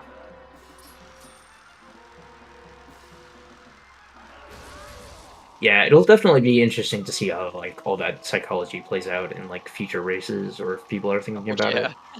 Because like Well, I don't know, I guess like at the higher level races towards the end of the tournament, you know, people are probably gonna feel like they have to get Stellar Skip to like be able to have a chance. So well, that's it. At that level, it's kind of the expectation. Like I know, like if you let's say if you put like Nimzo against Beast or Nimzo against Marco or like any of like those top level runners, like that's the expectation. It's not a question of will you go for Stellar Skip. It's that it's expected. yeah. And like unless you have a massive lead, you maybe consider not going for it. Like I know Cass said in chat, like I think G's didn't go for it against Cass because he knew he had that lead, so then he can avoid it. But I don't really think that's an option against top level runners because they hit it and then they've gained a minute and a half on you. So it'd be interesting to see. It's gonna be interesting for the upcoming races. Yeah. Then when you start getting to kind of the pointy end of like the winners bracket and stuff like that, and even in the losers bracket, like there's some runners in there that like definitely go for Lord Skip all the time and are very good at it. So like yeah, those people definitely have an advantage, but also it's a blessing and a curse. Yeah, I was gonna ask another thing that I noticed is that you didn't do the angle buffer setup on a Rolfa skip, which is like technically faster, and you got it first try. I was just wondering if that's like an intentional choice that you're doing just because it's faster, or if you just like don't like doing the angle buffer strat, or I'm just not. curious. I know it, but I don't ever do it. It's like kind of I've been doing the aiming method for so long, and even though like I was super nervous at that point, I was like, just stick to what you used to. I feel like if I started doing the angle buffer, I'd start overthinking it a little bit. Like the only thing I did differently in this run that I don't normally do is I got the extra heart container in Arbiters, which I don't normally do, but I wanted to have that extra heart in Palace and also in City in the Sky to do the free fall before a Rolfo skip. Because that's something that we do in Hundo because we have 15 heart containers or whatever by that point.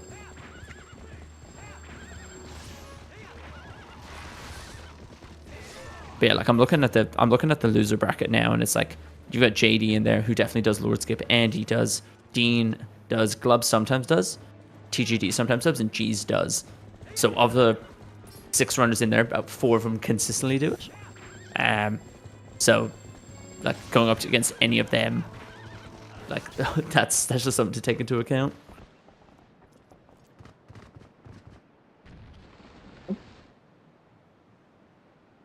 Okay, Kaz now also nearly done. Getting pretty close. Horseback of all time, exactly.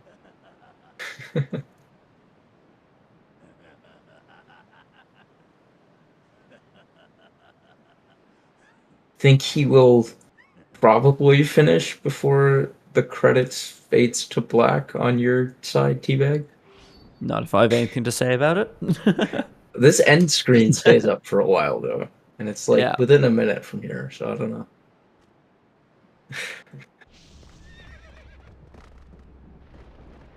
Yeah, I don't know exactly how long the end screen stays up. It's longer than I'd remembered because I like finally had a PB recently and watched all the way through the credits. I actually didn't know that it ever faded out. I thought it just stayed there forever. Okay. Oh, it does fade out eventually. He's Goes back to the title equipping screen. Lantern and Iron Boots, oh no. Not getting the auto spins. Very fun.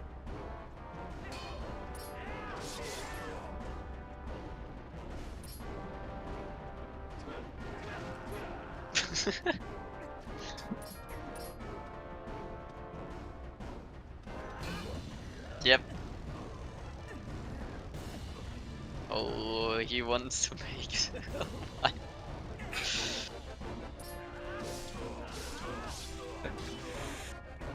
Oh boy. Alright, Cass, we gotta just finish the run, man. Death by paper cuts. Let's get him. Oh boy. Don't die. Really trying to get the charges. I thought there was like some way to consistently get this to work that was very easy, and I'm forgetting what it was. Oh, to get like when he charges it, yeah. Yes. I don't know. Do you have to not be targeting? I don't think so. I don't remember what it was. It was something simple, and I just forgot. The Or you can lantern, just do it iron that way. boots, ending blow. GG's to Cass. GG. GG. The 20 minutes in front of my PB. Your PB for now. For It looks now. like looks like Cass is not going to come in for an interview. So we'll GG to probably wrap it Cass. up pretty soon. But GG to Cass, and GG, again Cass. GG Teabag as well. Thank you. Yeah, that was a very interesting race. But nice PB. Can never be too mad with a PB. Well, you can be, but I'll try not to be. True that. And with that, I think it is time for us to wrap this up. Thank you so much to Waterproof Teabag and Notable Cast for putting on a heck of a show for us today. GG's to both of them, to both of you. And obviously, congratulations to you, Teabag, for moving on. Thank you also to Spicy Juice and Jacquette for commentating today. Thank you to especially to you, Jacquette, for hopping in here last second. And thank you all for watching. We'll see you soon on Zelda Speedruns with some Ocarina of Time randomizer action. The weekly, the European weekly is happening in a little less than an hour. And until then, have a great day, y'all. Bye, everyone.